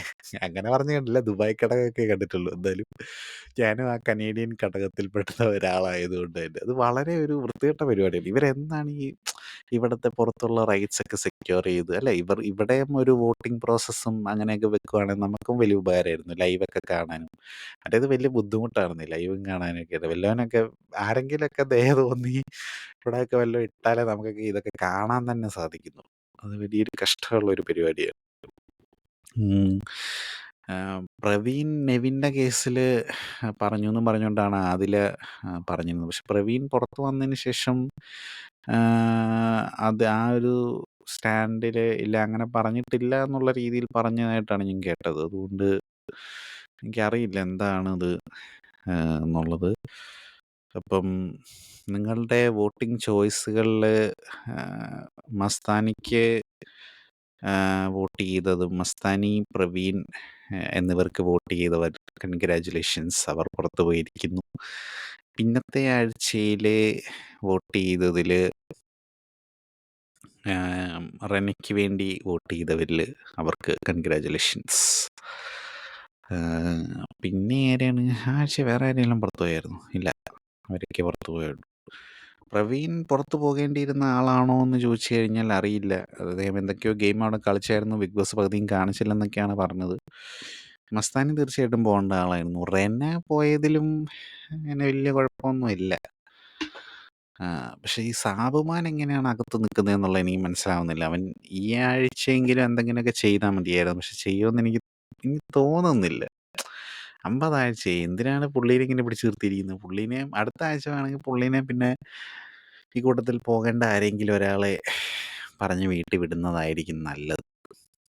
മിക്കവാറും ആര്യൻ പോകുന്ന ഒരു കണക്കിന് ആര്യന് വളരെയധികം നന്നായിരിക്കും, ഇല്ലേ? അല്ലെങ്കിൽ കൂടുതൽ ഇതിലേക്കൊക്കെ പോയി കഴിഞ്ഞാൽ അവരാരെങ്കിലും ഒരാൾ പോയാലേ മറ്റേയാൾ എങ്ങനെ കളിക്കുന്നു എന്നുള്ളത് കാണാനായിട്ട് നമുക്ക് സാധിക്കുള്ളൂ. ഒരു ഇൻഡിവിജ്വലായിട്ട് കളിക്കുന്നതിന് പകരം ഇങ്ങനെ എന്ത് തരം കോംബോ ആണെങ്കിലും അത് നിങ്ങളുടെ ഗെയിമിനെ ബാധിക്കാത്ത രീതിയിൽ കളിക്കേണ്ടതാണ്. അപ്പം എനിക്കറിയില്ല എന്തായിരിക്കും എന്നുള്ളത്. ഈ ആഴ്ച ഇനിയിപ്പോൾ എന്തോ ബോട്ടിൽ ഫാക്ടറി എന്നൊക്കെയാണ് പറയുന്നത്. അതൊക്കെ എന്താവുമെന്നറിയില്ല. എന്താണെങ്കിലും കണ്ടു തന്നെ അറിയാം.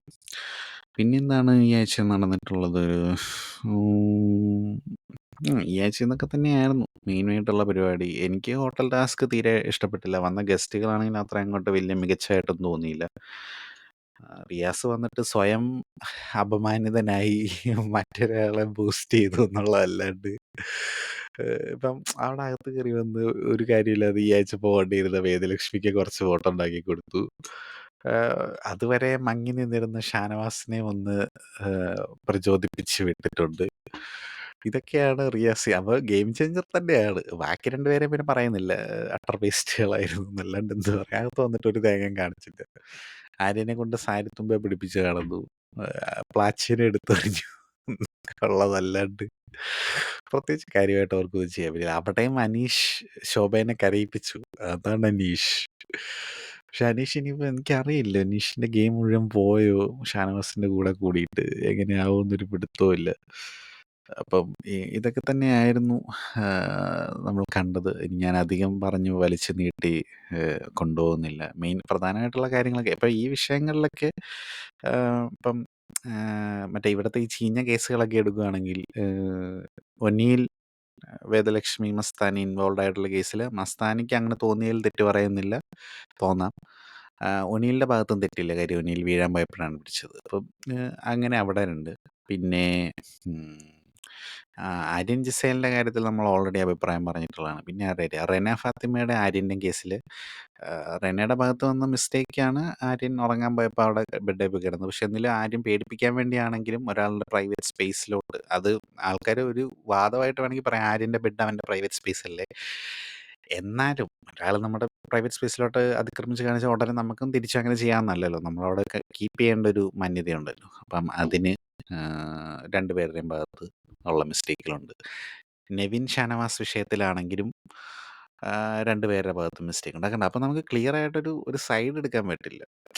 മസ്താനിയുടെ കേസിലും ഒനീലിന്റെ ഭാഗത്ത് നിൽക്കാം എന്നുള്ളത് ശരിയാണ്. പക്ഷെ എങ്കിലും മസ്താനിക്ക് തോന്നിയതിലും നമുക്ക് തെറ്റു പറയാനും പറ്റൂല. അപ്പം ഇനിയും ഇങ്ങനത്തെ ചീഞ്ഞ കേസുകളെല്ലാം ഇവര് വീക്കെൻഡിൽ കൊണ്ടുവന്ന് ലാലേട്ടനെ ബുദ്ധിമുട്ടിക്കരുത്. കാരണം നമുക്കും ഭയങ്കര ബോറിംഗ് ആയിട്ട് തുടങ്ങിയിട്ടുണ്ട്. അപ്പം അത് ഇവര് ചെയ്യത്തില്ല എന്ന് പ്രതീക്ഷിക്കുന്നു.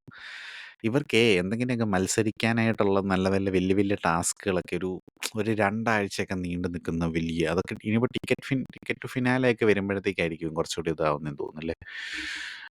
ഒരു നല്ല നല്ല കുറച്ച് 7ന്റെ പണി എന്നൊക്കെ പറയുമ്പോൾ നല്ല നല്ല ടാസ്കുകളൊക്കെ കൊടുക്കും ബിഗ് ബോസ്. എന്താണേലും ഇവർക്ക് ഈ ഡ്രസ്സും പരിപാടികളൊക്കെ കൊടുത്ത് ആ ഒരു വെറുപ്പിക്കുന്ന സാധനം ഒഴിവാക്കിയത് വലിയ നന്ദിയുണ്ട്. അപ്പോൾ അവരെ കാണാനായിട്ടൊക്കെ ഒരു വൃത്തിയും മെനയൊക്കെയുണ്ട്. ഇതിപ്പോൾ ബിന്നി കൊണ്ടുപോയി പാലൊക്കെ ഒളിപ്പിച്ച് വെക്കുന്നുണ്ട്. ഈ പാലൊക്കെ പുറത്ത് കൊണ്ട് വെച്ച് കഴിഞ്ഞാൽ അത് ചീത്തയാവത്തില്ലേ? മേ ബി വെളുപ്പാങ്കാലത്ത് കൊണ്ട് വെച്ചതുകൊണ്ട് കുഴപ്പമില്ലായിരിക്കും. അതെന്തിനാണാവോ രാവിലെ ഇനിയിപ്പോൾ വന്ന് ജിസേൽ വന്നിട്ട് കാപ്പി ഇട്ട് കൊടുത്ത് ഫേവറേറ്റിസം പിടിച്ച് പറ്റുമെന്നുള്ള സ്നേഹം കൊണ്ട് ഫുഡ് ഉണ്ടാക്കി കൊടുക്കുന്നതാണ്. എനിക്കറിയാൻ പാടില്ല. എന്തേലൊക്കെ ഗെയിമൊക്കെ വല്ലതും കളിച്ചാൽ മതിയായിരുന്നു. ചുമ്മാ മനുഷ്യനെ ബോറടിപ്പിക്കാനായിട്ട്. കണ്ടറിയാം. അപ്പം എല്ലാവർക്കും 50 ദിവസമായതിൻ്റെ ആശംസകൾ. ഇനിയുള്ള 50 ദിവസങ്ങളിൽ 50 എത്രയാണെന്ന് വെച്ചാൽ അത് നമ്മളും വെയിറ്റ് ചെയ്തിരിക്കുകയാണ്. നമ്മൾ നമ്മുടെ എപ്പിസോഡുകൾ ചെയ്യുന്ന രീതി ഒന്ന് മാറ്റിപ്പിടിച്ച് ഞാനിങ്ങനെ എപ്പോഴും ഓർക്കും കറക്റ്റായിട്ട് ഡീറ്റെയിൽസ് ഒക്കെ എടുത്ത് വെച്ച് അനാലിസിസ് പോലെ. പിന്നെ ബോണ്ട് ഉള്ളത് കൊണ്ട് നമുക്ക് ചുമ്മാ ഒരു ഫ്രണ്ട്ലി കാഷ്വൽ ടോക്കിൽ അങ്ങ് പോകാമല്ലോ. ഞാൻ ഒറ്റയ്ക്ക് ഇരിക്കുമ്പോഴാണ് ഇങ്ങനത്തെ ഈ കൂടുതൽ തോട്ട് പ്രോസസ്സുകളും ഇങ്ങനത്തെ പരിപാടികളൊക്കെ കൂടുതൽ നമ്മുടെ ഇതിലോട്ട് വരും. മറ്റേതാകുമ്പോൾ ഒരു കാഷ്വൽ കോൺവെർസേഷനായിട്ട് അങ്ങ് പൊക്കോളുമല്ലോ എന്നുള്ളതുകൊണ്ട് അതാണ് ഒരു വൈബ്. പക്ഷെ എന്ത് ചെയ്യാനായിട്ടാ, ഇനിയിപ്പോൾ നിങ്ങളാരെങ്കിലുമൊക്കെ വന്ന് കമൻറ്റിലൊക്കെ വല്ലതും പറ അവൻ ജെയിംസ് ബോണ്ടിനെ തിരിച്ച് കൊണ്ടുവരൂ എന്നൊക്കെ പറയുകയാണെങ്കിൽ ചിലപ്പോൾ വരുമായിരിക്കും. എനിക്കറിയില്ല. അപ്പോൾ എന്താണെങ്കിലും എല്ലാവർക്കും ആശംസകൾ. പ്രത്യേകിച്ച് നമ്മുടെ ലാലിച്ചിന് ദാദാ സാഹിബ് ഫാൽക്കെ അവാർഡ് കിട്ടിയതിന് അദ്ദേഹത്തിന് ഒരിക്കൽ കൂടെ ഓൾ ദ ബെസ്റ്റ് ലാലേട്ട. പിന്നെ കൺഗ്രാജുലേഷൻസ്. ഇനിയും വലിയ വലിയ എന്തൊക്കെ അവാർഡുകൾ ഇനിയും നേടാനുണ്ടോ അതെല്ലാം അദ്ദേഹത്തിന് തേടി വരട്ടെ. ഈ ബിഗ് ബോസിൽ ഇവർ ഒരു റെസ്പെക്റ്റും കൊടുക്കുന്നില്ല എന്നുള്ളത് വളരെ എവിഡൻ്റ് ആണ്. അദ്ദേഹം ഇത്രയും വലിയൊരു അവാർഡൊക്കെ നേടിയിട്ട് വന്ന് നിൽക്കുന്ന വേദിയിൽ വന്ന് നിന്നിട്ടാണെങ്കിലും എന്താ പറയുന്നത്, ഈ ലാലേട്ടനോ അയാളവിടെ അങ്ങനെ നിൽക്കട്ടെ, നമ്മളിവിടെ നമുക്ക് ഇഷ്ടമുള്ള പോലെ ചെയ്യുമെന്ന് പറയുന്ന ഒരു കണ്ടസ്റ്റൻസിനെ വേറെ എങ്ങും ഞാൻ കണ്ടിട്ടില്ല. ഇത്രയും ഒരു ബഹുമാനമില്ല. ബിഗ് ബോസിന് ഒരു മര്യാദയില്ല. ബിഗ് ബോസ് അയാളെ അടക്കി മൈക്കിൽ കൂടെ എന്തൊക്കെയോ പറയും. അല്ലാണ്ട് അയാൾ എന്ത് തേങ്ങ ചെയ്യാൻ. ലാലേട്ടൻ അങ്ങനെ വീക്കെൻഡ് വന്നിട്ട് എന്തൊക്കെയോ പറഞ്ഞിട്ട് പോകും എന്നുള്ള രീതിയിൽ നിന്നെ ആരെ ഇങ്ങോട്ട് ക്ഷണിച്ചതെന്നുള്ള രീതിയിലാണ് ഇവരൊക്കെ പെരുമാറുന്നത്. എന്നിട്ട് കാണുമ്പോഴത്തേക്കും ലാലേട്ടൻ ഭയങ്കര ഭയഭക്തി എന്നൊക്കെ കാണിക്കുന്നുണ്ട്. അഭിനയിക്കുന്നതാണ്. ഒറ്റ ഒരെണ്ണത്തിന് മനസ്സിൽ ഇതൊക്കെ ഉണ്ടെന്ന് എനിക്ക് തോന്നുന്നില്ല. അയ്യോ, എൻ്റെ ലാലേട്ടൻ്റെ ഒരു അവസ്ഥയൊക്കെ അത് കാണുമ്പോഴാണ് സങ്കടം.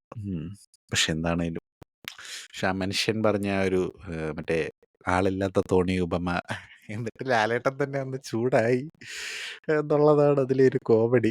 പക്ഷെ എങ്കിലും എന്തോ ഓരോ ഇതിലും നമുക്ക് അദ്ദേഹത്തോട് കൂടുതൽ കൂടുതൽ ഇഷ്ടം തോന്നുകയാണ്. അദ്ദേഹത്തിൻ്റെ ഈ ഒരു പെർസ്പെക്റ്റീവ് ടുവേർഡ്സ് ലൈഫ് അതൊക്കെ നമ്മളും കണ്ടുപിടിക്കേണ്ട ഒരു കാര്യം തന്നെയാണ്. നമ്മളൊരു ബെറ്റർ ഹ്യൂമൻ ബീയിങ് ആയിട്ട് ലാലേട്ടനെ പോലെ ഒരു പൂക്കിയായിട്ട് ജീവിക്കാൻ നമുക്കും സാധിക്കണം. എന്തോ എന്താണേലും അപ്പം ഇതൊക്കെ പറഞ്ഞുകൊണ്ട് ഇന്നത്തെ അനാലിസിസ് 2 ആഴ്ച വരാഞ്ഞതിൽ അത്യാവശ്യം കാര്യങ്ങളൊക്കെ എന്തൊക്കെയോ പറഞ്ഞിട്ടുണ്ടെന്നാണ് എൻ്റെ വിശ്വാസം. ഇനിയില്ലെങ്കിൽ ഉങ്ക വീട്ട് പിള്ളയാൻ നനച്ച് എന്നെ മன்னிச்சிடுங்க. അടുത്ത ആഴ്ച വരുമ്പോഴത്തേക്കും നമ്മൾ കറക്റ്റായിട്ട് കാര്യങ്ങളൊക്കെ നോട്ട് ചെയ്ത് കൃത്യമായി ഇനി മുതൽ നമ്മളും അങ്ങ് 50 കഴിഞ്ഞാൽ നമ്മൾ നമ്മുടെ ഗെയിം മാറ്റി പിടിക്കണം. ഇപ്പം ഞാൻ എൻ്റെ ഗെയിം മാറ്റാൻ തീരുമാനിച്ചിരിക്കുകയാണ്. അപ്പം അടുത്ത ആഴ്ച മുതൽ കുറച്ചുകൂടെയും നല്ല വൃത്തിക്കും മെനക്കൊക്കെ ഒരു അനാലിസിസ് വീഡിയോ ചെയ്യുന്നതായിരിക്കും. അപ്പം അതുവരയ്ക്കും ഉങ്കളിടമിருந்து விடைபெறுவது உங்கள் நான்.